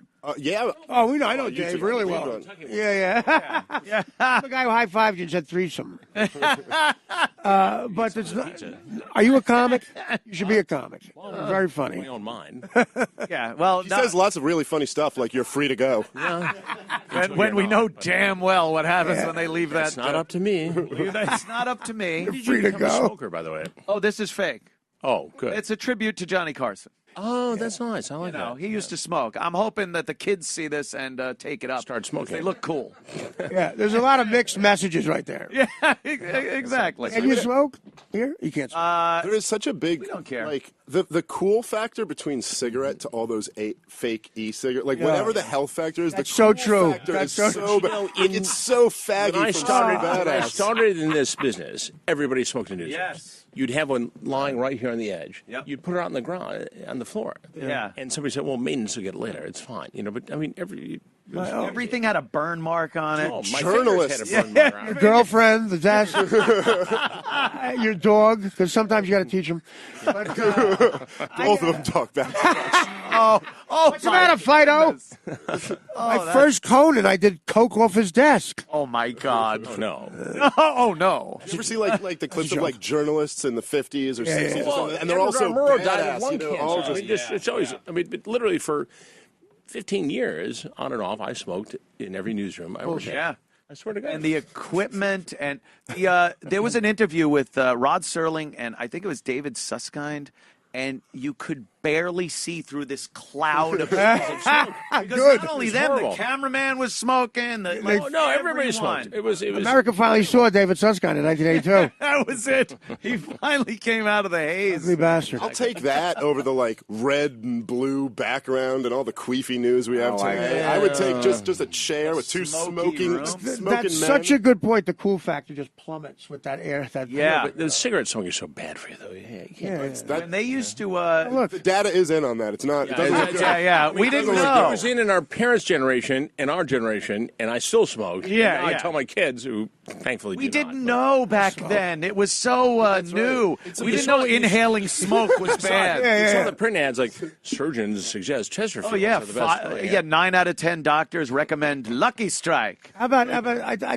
tell you a story about being in Mystic, Minneapolis, and the woman had a colostomy bag? Shit running. No, I don't need to hear that. And I lit a cigarette watching it in amazement. Security guard says to me, "Put that out. People are eating." Like, shit was going down her leg. Oh no. Like into a No. It was like she came over and said something to you. Like, dude, come on. Hey, we're eating. In the old radio days, a lot of the jocks and guys would smoke in the studio all day, and you used to have to take these long Q-tip things out to clean the heads on the cart machines, and it would come out like black. Oh yeah, right. Because of all the cigarette think about smoke. smoking on airplanes. Oh, dude. Yeah, that should never have even been. When I was a That's smoker, insane. I've not smoked in 20 years. Yeah. But even when I was a smoker, I could not smoke on an airplane. It was just Well, to me, they the had thought of it in smoking a section. confined- Like, how's it not going to find so you? that's like me smoking here and you not smelling it. Well, it's I mean, like how's that snakes- going to work? Snakes on a plane. Yeah. The snakes are getting there. They're getting there. snake They're gonna be there. section. You're- I just don't like that they allowed people to have an open flame. How is that? Richard Simmons. On a plane. They did it. Just tee him up, They man. did a study. They did a study on planes where they were smoking loud, and the nicotine that added weight to the plane The nicotine. cost Actually, hundreds of thousands of dollars in fuel. Of course, yeah. Because the hell nicotine would I added know weight that? to the plane. And the planes are still so that's old. my life, that's what I do. Yeah, I know yeah. that stuff. But like 90% of the planes are still old. Like almost all the planes I fly on still have the sign, and it's just not on. None of them. You're not flying the right airline, by the Some way. of them, the new ones have like Chris is iPhone jetting. jacks and stuff, but like please. You know. Well, no, but like the planes to St. Louis, those small planes where your head's at an angle like this. Well, They're disgusting. Well, I started flying United once I found out they take care of their Asian problem, and Jesus. so I only fly United Is there because I any- know there's not. I have to go now. Yeah, right? Is it United I'm Asian? an American flyer. Chris Hansen. What do you got going on your show? Of course, Crime Watch Daily. Crime Watch Daily Yeah. with Chris Hansen. Yeah. That's in the Season name of the 3 show, by the way. premiere Monday. That's today. That's today. September I 11th. call We it, premiered today. I call it CWD. That's fine. That's the hip people. I'm okay. Yeah, that's what I'm okay it with is. that. People in the know. It's very good. Yeah. See, So third what season. is the premiere of season 3 this evening going to be about? Well, we have already aired it here in New York City and around the country. We go early in the day. That's good. Yeah, exactly. I was at the party. It's a story of. You were. I was. How did I miss The you? premiere party. Yeah. It was great. So it's a story about this fighter who gets in this incredible fight with his girlfriend. He's this mixed martial arts. Fist fight? Well, he doesn't. And he takes off after somebody else, and it's. This is the War Machine guy. The War Machine. Yeah. Oh, okay. I There's remember a this porn story. star who was his girlfriend, right? It was Exactly. So this Fun whole. couple. well, they were. They were until this happened. So anyway, Wow. so we have that, and then we have obviously more Hansen versus Predator coming, which we have talked about before. What is that? What is that? It's the next generation of the Predator investigation. That's great. And then we've got something very cool, which is Badge of Honor. So we go around the country, and we have their first one that we're going to finish taping tomorrow, where we have hero police officers who go above and beyond the call of duty. Now, we know there's tension in many communities across America, Sure. right? Not with mine, but go ahead. Well, whatever. But so the first episode, 2 New York cops sitting in Times Square. One is from Afghanistan, a Muslim, who became a New York cop because he knew the cops in Afghanistan were corrupt. He wanted to do the right thing. He's with a kid. Watch your ass, Hanson. He's with a Catholic kid from Long Island, who's also a cop, rookie. And they're just doing their job, patrolling Times Square. Sitcom. And somebody throws, it could be actually, but somebody throws what appears to be a bomb into their police van. It's flashing lights. Yeah. It's ticking. And I never heard ticking before until you did that. they think it's a bomb, which Right. it appeared to be. Terrible situation. Did the American guy, they did could he be- immediately blame his Afghani partner? No, they just Like, you damn terrorists, I knew it. I wonder who did that. This is where my career goes down, almost goes down the toilet every time I go on the show. Yeah. So anyway, I'm teasing. But anyway, they say, what are we going to do? So they drive like hell to get away from Times Square, the population center of New York City, Good move. to save humanity. Well, that's great. Knowing in their mind that they're going to die in 15 seconds. That's amazing. So they died? They didn't. No, they They don't. didn't die. Okay. No, they Was it didn't not die. a bomb? Well, I couldn't interview them if they died, could Was I? it not? Well, look, I'm not following you. I What don't happened to the want UFC tease couple? What happened? Excuse me. She lives to tell the story. That sounds amazing. So what? It was not a bomb then? It was not a bomb, but it looked like a bomb. Who threw it in there? Did they catch the person? So the guy, who was clearly unstable and a bad guy, Probably a white guy. he was, I believe. Of course, you wouldn't have aired it otherwise. So they find him in Columbus Circle several hours later, and he's got more things that look like bombs, and he's my God. claiming to blow them up. Fake bombs. Fake bombs. Wow. But how do you? It was the biggest fake terrorist bust in our What do history. you give a guy? But saying- that's a terrible crime, though. Seriously, what do you give I a mean, guy? well, if you throw something into a police van, Oh, yeah. That's it's terror. flashing Yeah, lights. it is terrorism in a ticking. sense, yeah. it's not good. And one guy's an Arab. Oh my goodness. Yeah. Tell that joke again. Afghani. Afghani. Turns I out love this joke. it was fake I don't wanna hear terrorism this. and a hate crime. Not while I'm on set. Yeah, I love the joke. You can tell me It's a later. we're in a whole new atmosphere here in the United States of America. Yeah, we are. Very- Well, we can speak the truth, but we of just course. we need to know that people are people. And Now, I want to know, Chris. 16 years ago today, where were you? What were you do? You were obviously We're involved. fucking in a the news. kid. Oh my God! Oh my, Artie! that's not comedy. That's offensive. Well, they're laughing. Why would you say that? Those heroes are laughing. They're as weird as the rest of you. They're guys. heroes. It's Hansen versus Predator. It's not. I he's risked my catching- life he's protecting catching the children. people. Artie, He's protecting. Everyone knows it's a joke. Look at the two of us. I got about a year. and why do you wear your hat backwards, by the way? Oh, because I'm a frontwards kind of a guy. Yeah, well, No, why is that a signal or something that I'm fucking I a think kid? pretty much. Why do you ask that question? He you is have to use the he F is word? dedicated a life. show. This is to- NBC. And part of his life to making know. sure children are safe. Well, my friend Calm is down. Jared from Subway, and some of us got railroaded. Yeah, what Jared did was wrong, but a lot of people lost weight.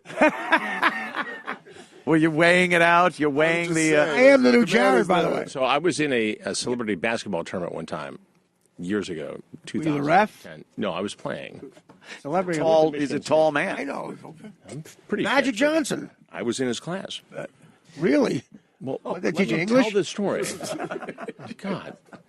So mark the clock right now. The last time that Chris Hansen came on the Anthony Cumia. Oh my God! It's the Artie and Anthony Show now. Oh, Hey, don't you read he Variety? told me that. Well, it certainly was in the New York Times. What are we gonna do without you? So you're. Here, don't worry. So you're playing. I'm playing in the game. Yeah. Michigan State guys, all kinds of guys. It was a fundraiser for a thing that Curtis Granderson had put together. Oh, okay. He was at the Tigers before he went to The Yankees. the Yankees. The Grandy man. Mets. And that. So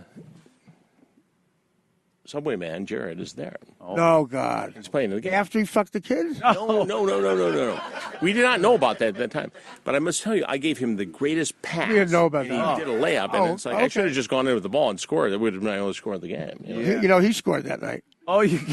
You know, this is why I don't bring this stuff up. Right? This is exactly why I play it straight most of the Oh time. my God, You're a Chris. great straight man. Chris, you're fantastic. I'm curious because this is the 16th anniversary of. It is. So 9/11. here's where I was. Yeah. So I was in Toronto. What a long-winded answer. Toronto.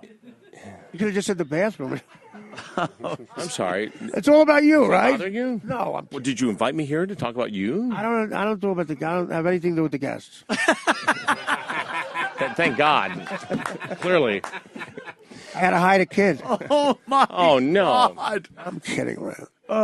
This is how So you're in Toronto. I'm in Toronto on a story. Thank you, Anthony. So this plane leaves Toronto and goes to Portugal. And on the way, there's a mechanical malfunction, and it loses all its fuel. So it gets to the island of Azores, and it circles around with no fuel for 30 minutes, no engine power. And it makes a dead stick landing. Everybody survives. And so we're doing that story. Oh, my Because I'm God. left in Toronto. So, Yeah. So the crew goes out for... So you had good luck that day. Well, I didn't have to be on the flight, but my point was, so I get up in the morning, go for a run, and I'm sitting there, have my coffee, waiting for the crew to start the next day of shooting. Right. And Matt Lauer comes on and says, there's something at the... Stop it. He's a friend of mine. He's a little uppity. Oh, he's a friend of mine. I'm saying that. I like Matt. You know Matt Lauer, we get it. Oh my God. Can I finish the story? Sorry. You could have just said Portugal. No, he wasn't in I Portugal. did, but I mean, he asked me to tell the story. He's the host, the co-host of the show. I think we have a good chemistry. I think we do. yeah. Smell funny though. So anyway, it comes on the Today Show. Something's happening at the World Trade Center. I call in. I said, "You want me to go there?" I said, "No, we think somebody had a heart attack, crashed a Learjet into the." Oh boy. All right, great. If only. If only. Yeah, right. So then the next tower gets hit. So I said, "You're like, oh my God, 2 heart attacks." Right, What are the odds of that? What are the odds of that, right? So 18 Arabs had heart attacks. They're a high cholesterol people. I've been saying it. the fellows had been out later. The other fellows had been out later. As I roused everybody, I said, "Look, we got to go." So You go the to the Let's airport. Roll guy? You the Let's Roll guy? No, I wasn't the Let's Roll. He wasn't the Let's Let's Roll. Let's get to the story and cover it guy. I'm sorry. The Let's Roll guy was a hero. I just You're the opposite. I'm just a journalist. I'm just an ink-stained wretch. You're actually a hero, actually. You are a I hero. wouldn't go that far. In my own mind, Saved maybe. a lot of kids' asses. Well, whatever. But anyway, so we go to the airport, and I call a friend of mine in the intelligence community. Yeah.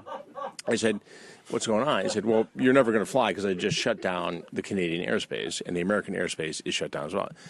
So we get a rental car. We drive 9 hours. And I said, "Do you want us to go to New York or Boston?" So we got people in New York, go to Boston. All the information at that point is coming out of Boston because Logan Airport. that's the two planes, where the 2 planes came from. Started. They're amazing. So Mohammed security Atta- over You there, know, Logan. Boston hasn't taken enough heat for 9/11. What do you got? A Fucking knife? Red Sox fans. Well, Mohammed Atta is Just a box cutter. Let him through. they came through Portland, Maine, Yeah. and into Boston. So anyway, so for 2 days I was there, then New York and Washington and the rest of it. Yeah. That's And amazing. then the anthrax. Where thing were you? happened. Then the anthrax. People forget about the anthrax. Didn't we thing. never Where was solve it? that? That was over Yeah, the guy killed himself. at NBC, right? I actually sat in Tom Brokaw's office. Oh, Tim Christ. Eulinger, a producer. Did you offer him some lemonade? No, I didn't. I went in the, we Tom, went in why there don't you and Wait, said- wait, sit down. wait. Went in Where there and were said, you "Look." on 9/11? In Toronto. Did you not listen to the story? No. And drove to Boston to cover the You could story. have just said Toronto, then we go to Dave and Well, me. it's not that interesting, is it? If I get don't to tell the take whole a story. Yeah. No, you honestly, you have lead a very. It's very dangerous. The CN Tower was like a target number 850. Yeah. So we barely made it out. You're safe in Toronto. Yeah. Very But what an interesting life you lead. I mean, are you a jet setter? You're a jet setter. I don't think I'm a jet setter. You just named 8 countries. Now you were in it one A day. newsman for 36 years. 36 Those years. people travel. You could have. Once in a while, after 36 years, you sort of get the hang of it. You know? You're good at it. You Watch try hard. the hurricane coverage for the past couple of hurricanes, and it's amazing. These guys just all of a sudden, boom, now they're there. Yeah, all those guys. When I see one of those guys, you guys on a moment's notice, they pack you up and send you off. yeah, when you see one of those guys in the radio, We have a go whose, pack, whose you know. wife did this guy fuck? Oh my God! I just got hit with It was with easier a van. before he was on the show. You know, A van just hit me. Yes, Chris. It was much more civil. I mean, I like you a lot. Listen, we got to spice it up a little bit. It's pal. a different. Your appearances yeah. are getting a little blah. a little different. You're actually a very interesting guy. My Yeah, own mind, as I said. I was talking to Anthony. he's. That's an old setup joke. I know. Badoom bing. This is hilarious. Yeah. So How long is the show on? Are I know. we done yet? Or? I think it's. I think so far To get back to the office in 4 days. tomorrow's show. Oh my God!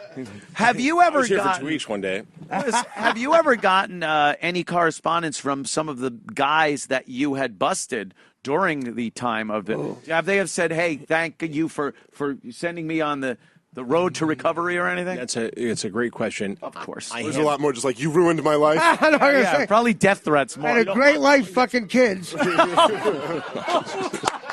I'm fucking kids all over the Midwest, and When I did was Chris- on a Center. roll, when did Chris bro. Hansen's career go on the tube? on, It's it's a at jet center. I got a 5:17 Eastern Standard Time in New York City on the Anthony Schumann Show. Oh, Chris. Mr. Jet Center gets a but show, and I I have- can't fuck kids anymore.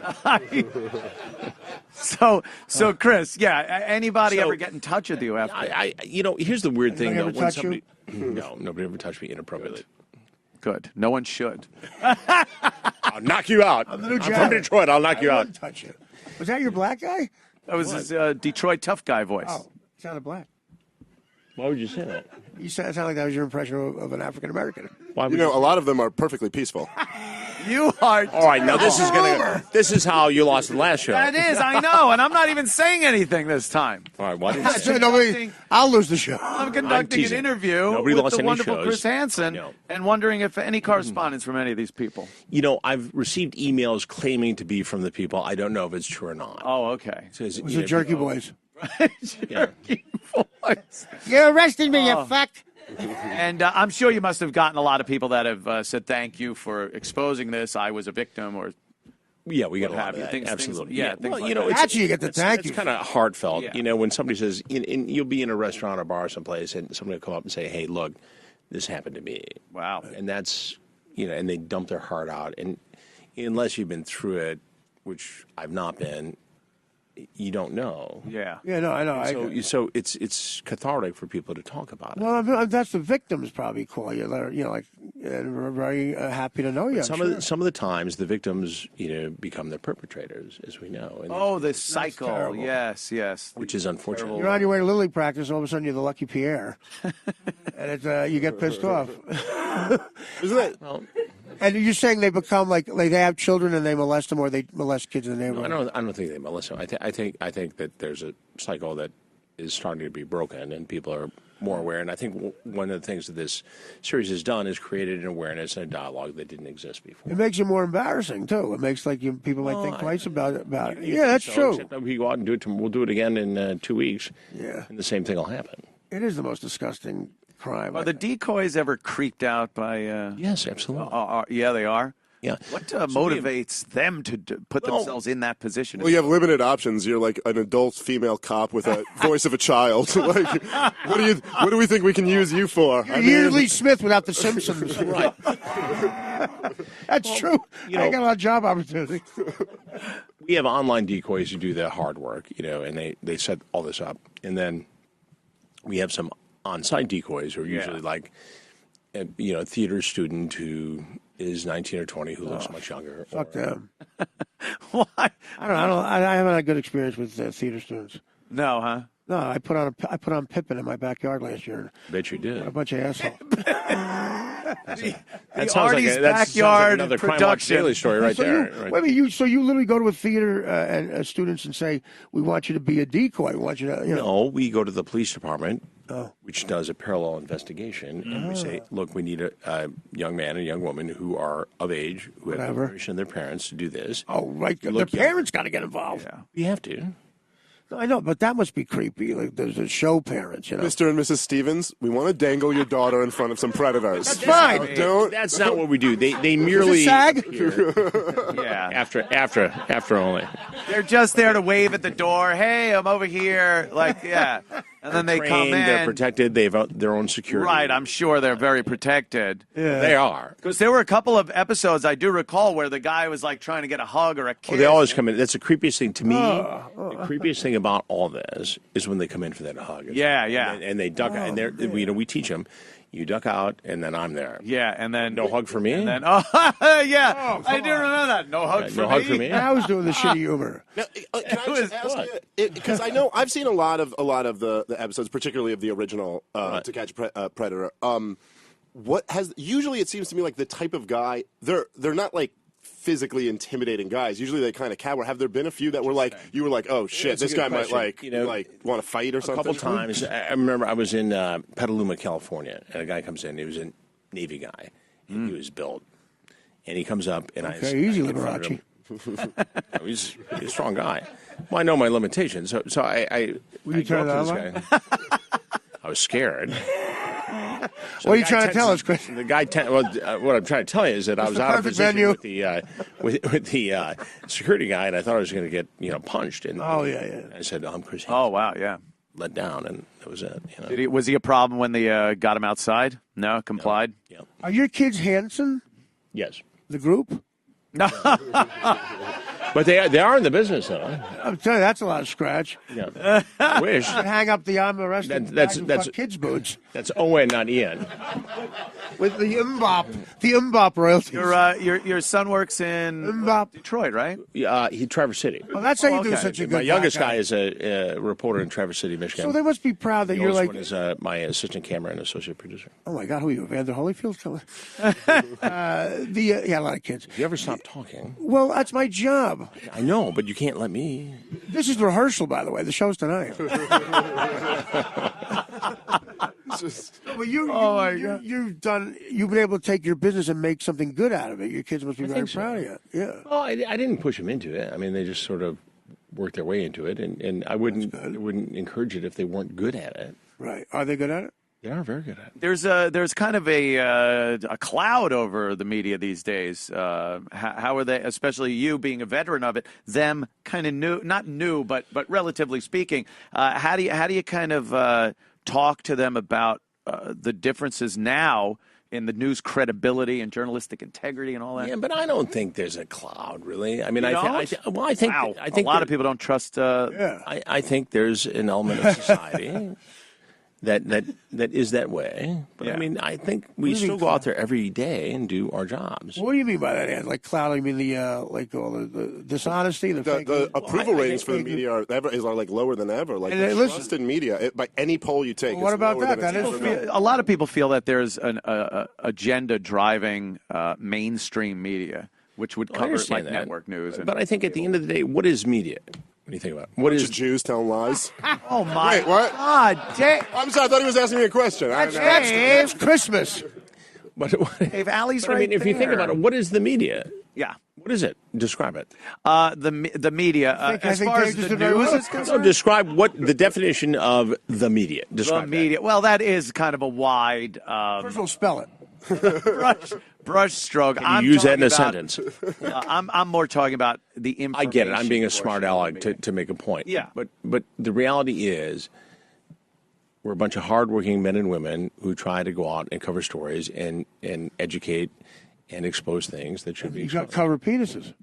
But I think Well, you're covering the penis. Why did you bring him into this show? I love Artie. I get like $80. I get $80 an hour. Hilarious. I love Artie. I'm playing to the crowd.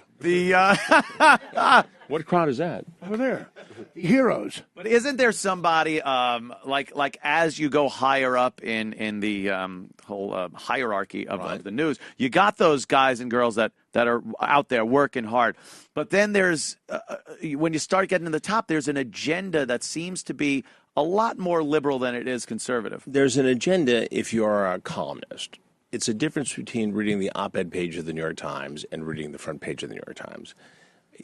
That's journalism on the front page. And I know that people say, Hansen's this, that, other thing, but I'm not a liberal. I'm not a conservative.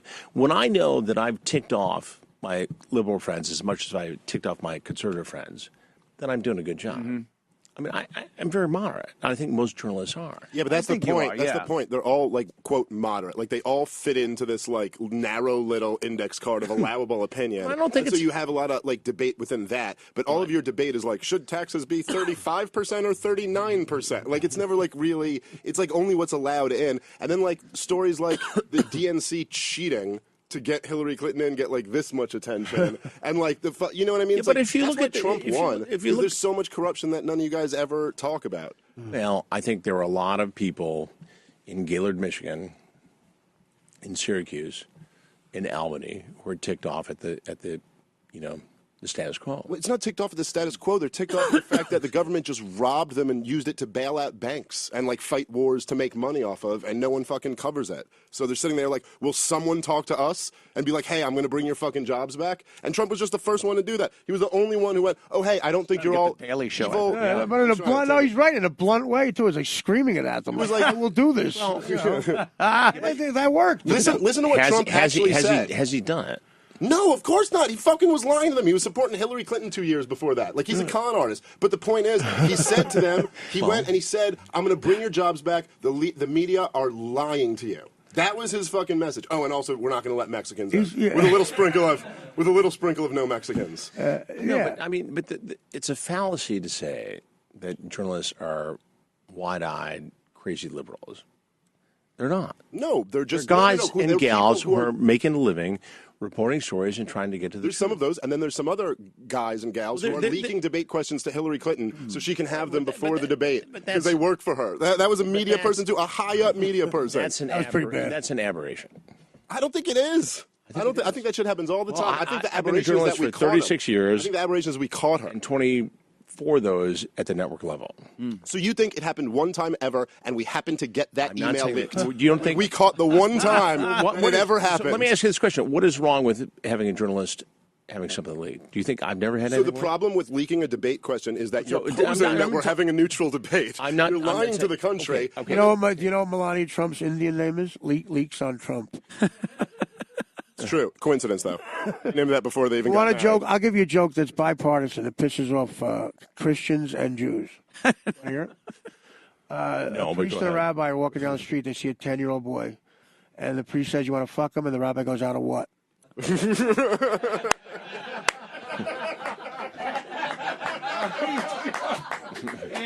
That pisses off everybody. I'm pissed off. Oh my! Why, are you pissed off? Well, do something about it. Do a show about What, those like shows. not come on the show anymore? Is that what you're Oh my I'm God! teasing. Chris, yeah. teasing. Look, I will come in next time. I see what you're saying, and I agree. I know A you lot do. of what you're saying, but I understand what you're saying on that level of the reporter and Do you everything. think I'm He's a liberal? Do hardworking you think guy. I'm a liberal? No, I've known you long enough and seen what I've you been on do. all your shows for years and years. You and don't, you don't come across as. I think most guys, I mean, there are obviously people in the business, just like in radio or comedy, alleged comedy. Oh, come on. Come on. I bought my mother a house. That was from construction. I built my mother a house. Yeah, right. 30 years of comedy, I built my mother a house. I get it. The point is that the vast majority of men and women in this business are not liberals. I mean, I truly believe that. It does not seem that way. No, it's true. I get it. Media- the media a doesn't- friend of mine sent me a survey saying, he said, this proves it. And said, people have done this or done that or, become liberals. But the others also say that they're not conservatives. So it slices both ways. Yeah, That makes sense, though. They're treating everything individually. That makes sense. Like, Well, you know what Fox is going to give you. You know what MSNBC is going to give you. Right. You know what CNN is going to give you in between. I get it. is there any network out there that you trust to be sort of down the middle? Like, I watched CBS this morning. Right. Okay. Al Qaeda has a pretty good network. It's mostly Worked out just well. training Worked videos. out well. But yeah. You describe yourself as libertarian. You're probably libertarian, right? hardcore libertarian. Yeah. I think that makes the most sense, actually. Would you describe yourself as that or nothing? Like you're just independent? I think I'm moderate. No, the correct, like hardcore libertarians come off as insane also because Well, they want try my nothing. best. They want nothing. Hardcore to do anybody can, but with you're- any I type of respect government. that, and that's fine. That's a but I mean, problem. That's a little bit of a problem when Thinking about it makes more sense. But if they say something, if you're like a heroin addict, they say to you, "Look, we don't give a fuck what you do. Just don't make me pay for it." and is that what they're saying? How do we get it? You can buy your own heroin. Libertarian. I can. Let me tell you, my friend. I think you're, Chris. I think you're like grandfathered in too. No offense. I just think that no. you have such an I've done this a long experience time. over the years, and you're a guy that we've seen actually leave the prompter and go out on the streets and do things. Right. So I think there's a new group of new journalists that just don't have that same even keel as I you. appreciate. No way. I preach this to my, my kids who are in the business. I mean, the one is my assistant cameraman and associate producer. The other's a reporter, and we have a morning meeting. The Connor. My dad did too. We drank a Yumbo. Say a family meeting. I'm just saying, I Big said, bottle of what's the beer. story today? And he said, "What do you do if this happens or that happens?" And I advise him based upon my experience as being, a reporter from the age of 18 years old. Yeah. And I think he's not a conservative. But that's good to have somebody like you, doing But that. he cut his. If he Artie and his couldn't do it- dad had a meeting over the did, prom queen. Who's going to cover tonight? But don't you think that there's some reporters now, it's obvious they're a certain way, and they obviously skew even interviews with people. People are nice enough to come on and, they just skewer them for having an opinion. It's almost like You, Chris, here on this show. Well, but I'm trying to be. I'm sorry. Congratulations on being a grandfather, by the way. What do you mean? He said, I said grandfathered in. Grandfathered in, not grandfather. If I'm a grandfather, I don't know. We set that bit up. I was well. Of course, early. I didn't boom. I'll cross that off the list. That won't be the Netflix Set up. special. That won't be the, They call that company. no, but I feel warmth from you. Yeah. I do. I Move feel over then. very. This is always. It's my coffee. Chris has always been Look nothing at but a that gentleman. suit, by the way. You look very like Sinatra or something.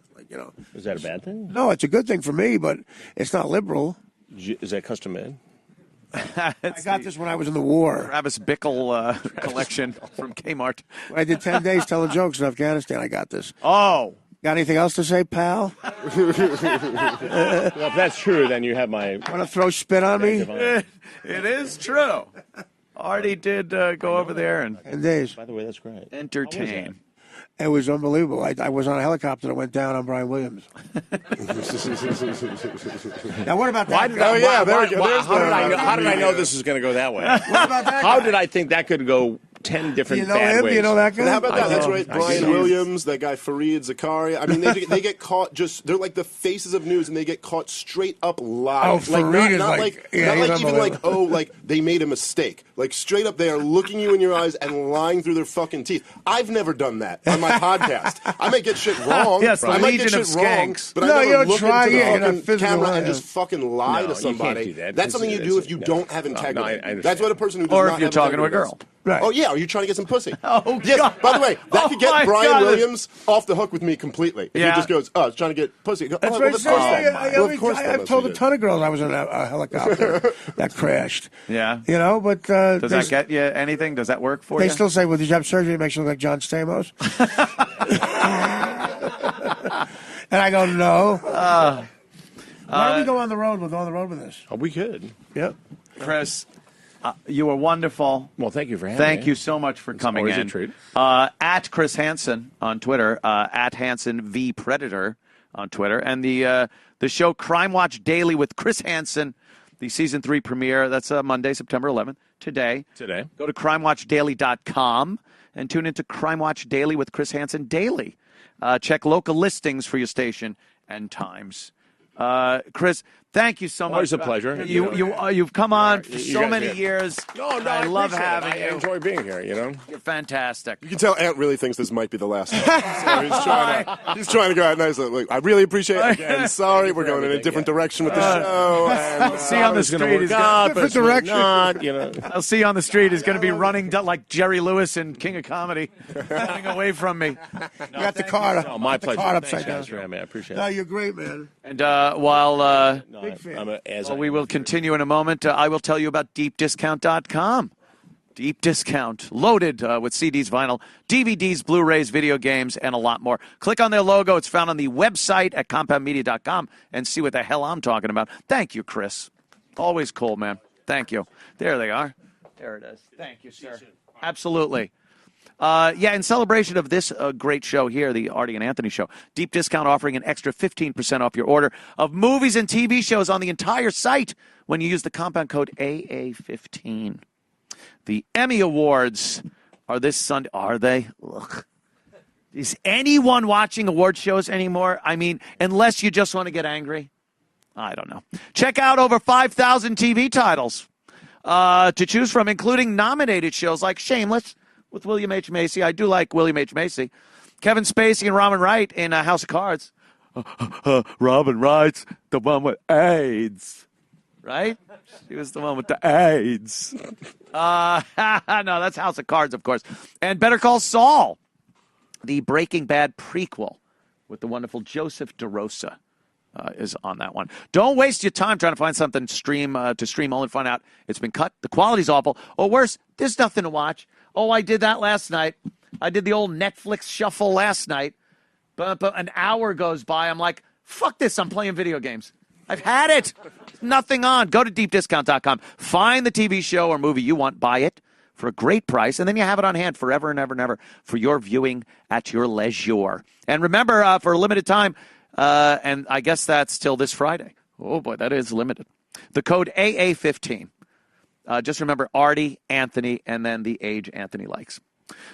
You get an extra 15% off your entire order of movies, TV shows, and more. People actually think a blind item that was in the on the internet the other day, the FBI, it said the FBI has a case of an A-lister former radio personality for dating underage girls.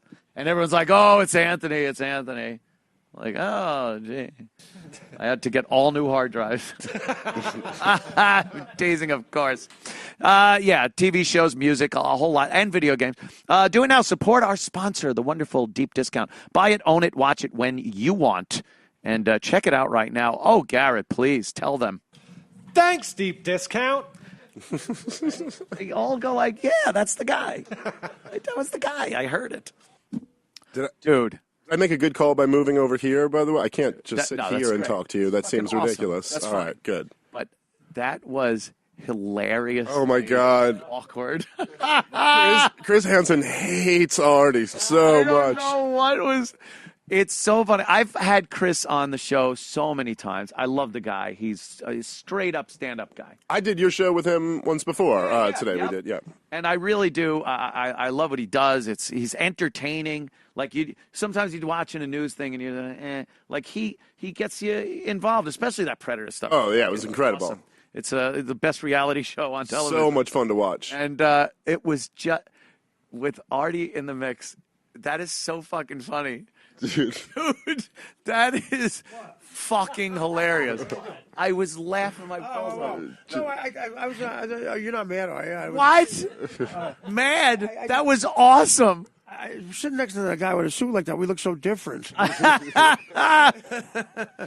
No, I fucking loved it. That was so fun. He has a good sense of humor. Oh, he's great. He looked like, like in those like movies about like the 60s where it'll be like a line and like on one side are like the hippies and the other side are the traditionalists. Like he was over here with his skinny tie still defending.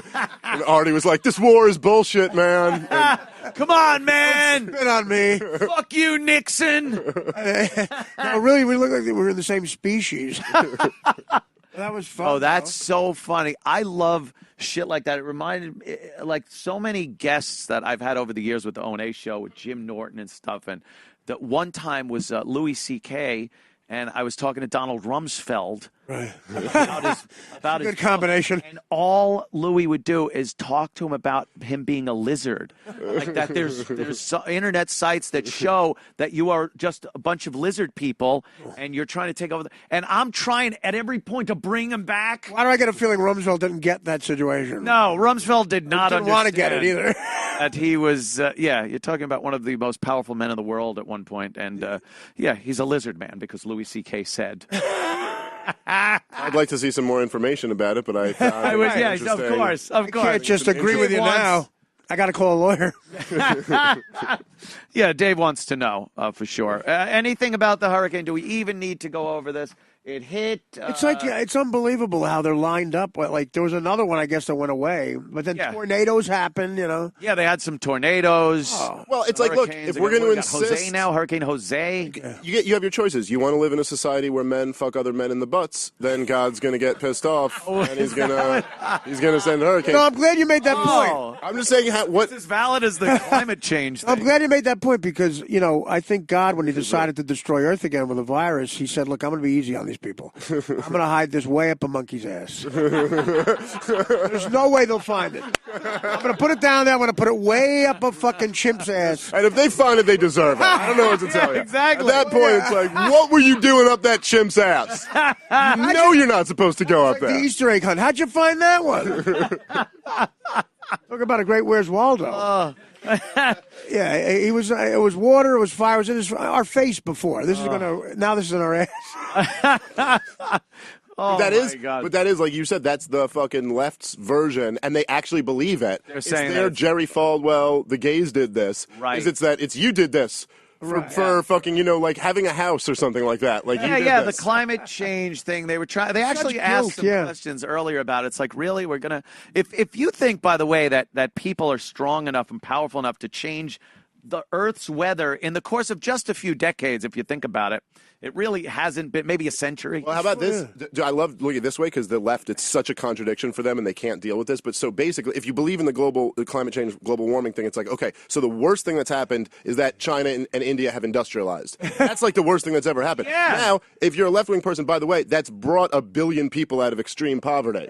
So which one do you want? Like, what is that? Side effect for It's like, I know it's, you might look at it like, oh, this is fucking evil because we're polluting the world. But the price of that is now children are not dying. In these, so like, what do you want? Don't you think these EPA lawyers? That's what they do. They stop you from rebuilding the infrastructure because if you make this bridge safer, it's going to pollute this thing over here. Right, and there's some fish. And they block it, and they make money. I mean, there's so much money in being an environmentalist. There's so much money. That's right, and they'll be like, we'll protect the habitat of like the spotted owl somewhere, and put like 40,000 workers out of work. And you're like, are you fucking kidding me? They can't build the bridge, and you can't build a bridge that's safe safe for your kids to go to school, but the spotted owl. Right. That's right. That's, it's like this type of shit. That's important. It's fucking insane. You know, like it's like. I agree. I like the old days where we just used to blast buffalo out of a train window way to California. But, you know, I want to go drive by UCLA with a Range Rover and the air conditioning on with the windows open and spraying Aquanet. Well, we are also cleaner. We get cleaner naturally without these assholes. Yeah. Like we're not as dirt. You know, factories in like 1870 and shit like that. We get better every and better. Decade, America cuts down on the emissions, and China and India, they're the blasting fucking shit. It looks like 1908. Right. And you know, is that our problem? What are you going to do? You're going to tell I can't have my pool at 93 degrees until fucking October? You're going to tell Margaret Cho she wasn't high at the Stretch Factory? But it's also just a bunch of cunts like Michael Moore and fucking Al Gore. These people who have the biggest carbon footprints in the world, like lecturing everybody else. They're telling everyone about it, so they get a pass. Leonardo DiCaprio is just banging supermodels on a 747, a private 747. Why the fuck is it? That's a good example. Why the fuck was Leonardo DiCaprio so into the climate change situation at a young age? Probably because some business managers had him down and said, "Look, there's money in this." Right. I just no doubt. You know what I mean? Just say this shit. We'll write on a card, and he gets passionate about it. And that's what a lot of Hollywood liberals are. They're just taught from the beginning to do something, and then they convince themselves that this really is bad. There's bad words and stuff. You read like Bette Midler's tweets are like the most detached person. She obviously lives in a house that Bette Midler would live in and has no contact with anyone but her fucking You mean a glass house? It's insane. Yes, a glass house. Thank you, Artie. So true. You're right. So true. But we got Bette Midler is responsible for Mayim Bialik having a fucking career. Oh, really? Because she looked like her in Beaches. Oh, that's right. One kid that looked like Bette Midler. Now we got her on fucking Johnny Galecki.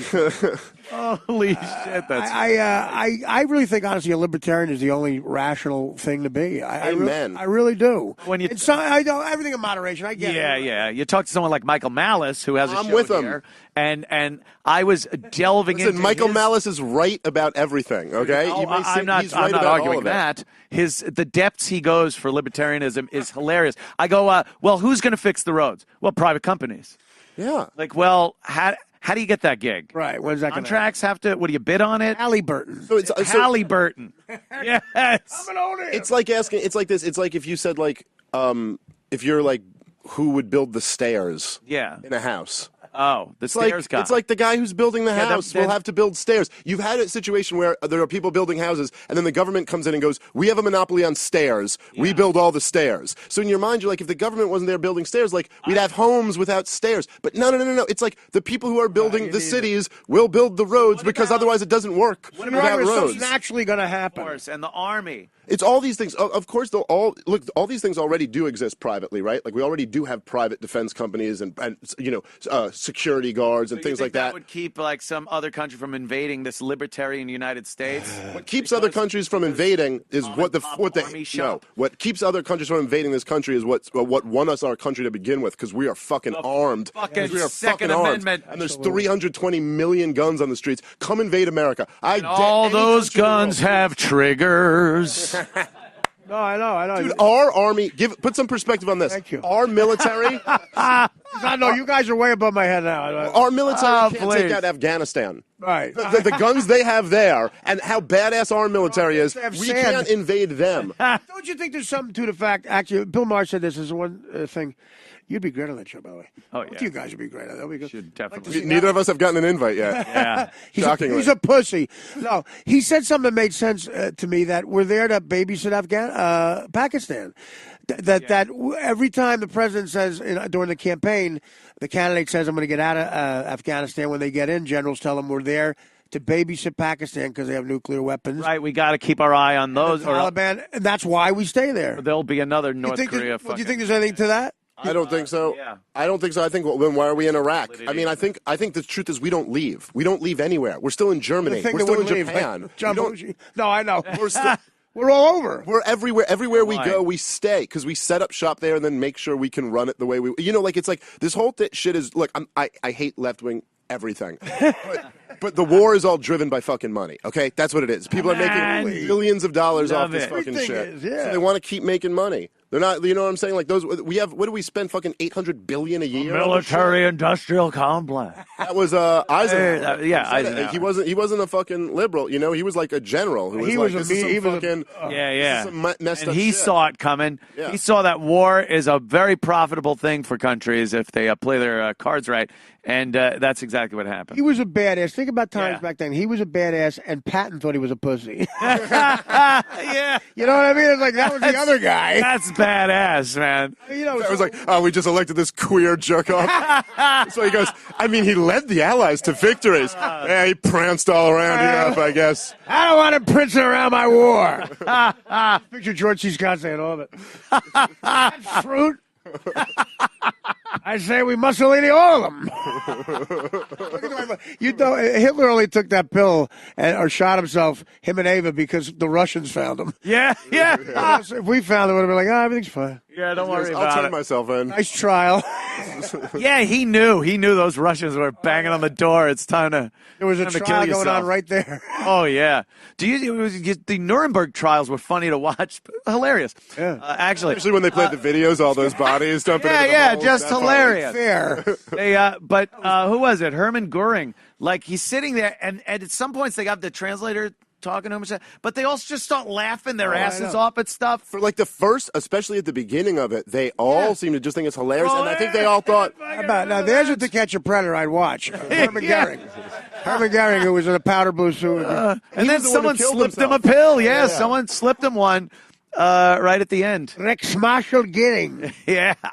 The Nazis were scary fucks, man. They were what every group of bad guys in movies are all based on now, especially space movies and fantasy things. Yeah. It's all just those are Nazis. Well, it's like so crazy. That's why it's so interesting to me, at least, like when there are actual even in the Charlottesville thing, even if it's just a few people who actually do hold the thing, you're like, it's just like you're trying to be what is considered the most fucked up thing. Rebellious thing. Yeah, it's like whatever the worst shit I could be is. Right. Because it's like the philosophical debate in America is like, if you could go back in time, murder a baby. That is, that's where we consider the Nazis in terms of the moral spectrum. My favorite thing about that, would you murder baby Hitler? To me, that's not even a debate. I would murder baby Ryan Seacrest.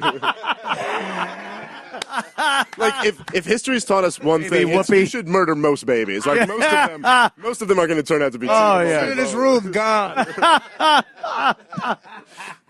That is fucking.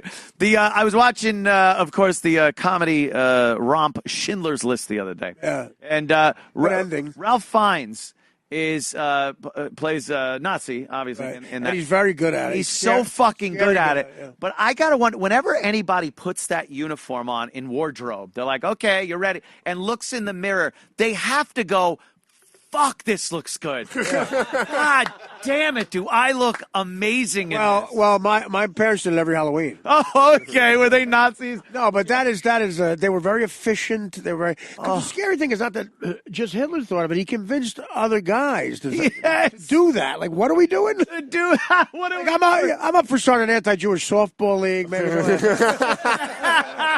Maybe I'll go there, Adolf, but what do you want to do? Yeah, really a final solution? We're building this camp? What are we doing? I was thinking a mediocre solution, actually. My favorite is the Trump is Hitler thing. Yeah. Those idiots. It's like, okay, if you really take that seriously, how long before we stop them? What? Yeah. Okay, I'm Hitler. Okay, fine, let him go. He's an idiot. Now he starts building a train. All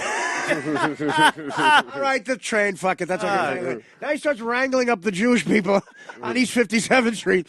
All right, we're stopping you here. All right, I think he is Hitler. Like, you get away with an ounce of any, it's the people. People say that with no irony. They throw around Nazi and Hitler and you ask people. They'd be like, he's Hitler. I'd ask left-wing people. I'd be like, how is he Hitler? And the thing they'd always say is they go, he's anti-immigration. And you're like, Hitler wasn't exactly anti-immigration. He was anti-Jew. It's not. They were Germans, you asshole. He wasn't. He wasn't anti-immigration at all. In fact, he had no problem with fucking Nordic and Germanic people coming. He wanted. He took other territories and made them part of his shit. Put it this way. That's such a good point, because if I think of the word anti and Hitler, immigration ain't the next word. I think. Really. That's fucking perfect. Yeah. It is as simple as to the left-wing mind, the modern left-wing person. It's as simple as like mean. The Republicans are racist, and the Nazis were like the ultimate racist. Yeah. So over here, by ultimate racist is Trump. Like that's where it works in their mind. Sad, but it really is like so juvenile. It's very childlike. How do you spell juvenile? J-E-W. Juvenile. You're being juvenile. But those long leather coats and shit, that is an awesome look. Absolutely. Oh, yeah, it's a badass look. It's just a badass look. To fuck Heidi Klum in one of those things. Oh, right? Oh, yeah. Just fucking. I have one on that doesn't fit me. If his was a fucking rail. Yes. Oh, my God. We got to start wrapping up because, I want to tell people about, of course, Dave Smith's special. Oh, yeah. Of course. But also, I am doing the Chip Chipperson live show tonight at the Village Underground. Yeah, it's apparently a sold-out event. Of course it is. And I know one thing, that Chip is going to be teaching an improv class. Now, are you in the Golden Circle? The Golden Circle. Chris Hansen's a guest star. Chris Hansen, yes, he will be there. I hate improv when it's supposedly being done well. It is annoying. It is the worst bunch of pretentious fuckheads thinking they're being clever. All right, and freeze. All right, I'll tap you out and I'll get in here now. Oh, is that fucking... Well, Norm Macdonald, I did a sitcom with him, and he had a funny line. This woman said that, because whose line is anyway with Drew Carey? Yeah. They said, we should get, because they were having a problem with a writer. They said, we should get that guy Ryan Stiles to write because he thinks up stuff real quick. And Norm goes, if we ever have to write a script in 30 seconds, I'll call him. We got time. Yeah, we're not that desperate. Most guys who are good at improv, that's the thing. They can say stuff quick, but it never gets better if you give them a year. No, that's it. That is it. So I don't know. Seeing Chip doing some improv, I'm sure he'll be brilliant. That's going to be. We'll all suck at it. And other than that, I don't know. We'll be on stage at the Village Underground at 7:30. I know it's sold out, but go there. Maybe you scalp a ticket. What could I fucking tell you? And please, Dave, tell us about what you got going on. Oh, well, my debut comedy special, Libertas, just came out today. You can go get it at gasdigitalnetwork.com. And, iTunes, Google, Amazon. Oh, that's a hilarious cover. You know who did that? That's like a Rush album. It's, yeah. It's funnier inside. No, I'm sure. But you know who did that was Howard Porter, who's a phenomenal cartoon artist. That is awesome. But anyway, go check it out. It's at gasdigitalnetwork.com. All right, there's a little bit of hope on the left wall. Yeah. Some hope there coming through. No, it's the hour is a message of doom. So it's not. There's no. I promise you, no message of hope inside. I've seen you do some stuff that it's political and on Trump, but it's not the same fucking shit, and it's not stuff that dates either. Like you're talking about what's happening in this day and age, and it's amazing. Really cool. Because Dave, I am a big fan of yours. I watch you on Fox all the time. Well, thank you. I appreciate that. Agreed with it. I laughed at it, so I can't wait to check it out. Well, thank you very much. Yeah, I'm very happy that with how it came out, and like Gas Digital and all those guys, they did a ton of work behind the scenes for it. So awesome. Big thank you to the Lewis and Ralph. Of course, we also want to thank Chris Hansen. Yeah. Coming in. Chris was great. I'm having dinner with him. Crime Watch Daily with Chris Hansen. He was figuring had a good sense of humor. Oh, of course. Season 3 premiere tonight. Check your local listings for that one. Also tonight, New York City Crime Report with the inimitable Pat Dixon. Oh, man. He'll be, That's a good guy. I love that show. That's fucking insane. I love him. And tomorrow in Hot Water, that would be with Gino Bisconti and that other guy. And the new father. And his, yes. A new father. Bisconti is? Gino Bisconti. No kidding. And his partner. Oh. Aaron Berg, of course. Aaron Berg. They adopt a kid? I think they did. Is Gino really a father? No, Aaron just had a kid. Aaron had a kid. Yeah, Aaron had a kid. Tomorrow on the Artie and Anthony Show, Joe Matarese joins us, which should be a lot of fun after his video of late. It's unbelievable. Well, he took it down. I think he was taking the show. You think he felt a little silly about that? That's the Adderall talking. We'll see. All right. And for all of you, thank you so much. And for those of you that'll be down at the Village Underground, I'll see you then. Until then, we'll see you tomorrow. Arrivederci. Arrivederci, you motherfucker.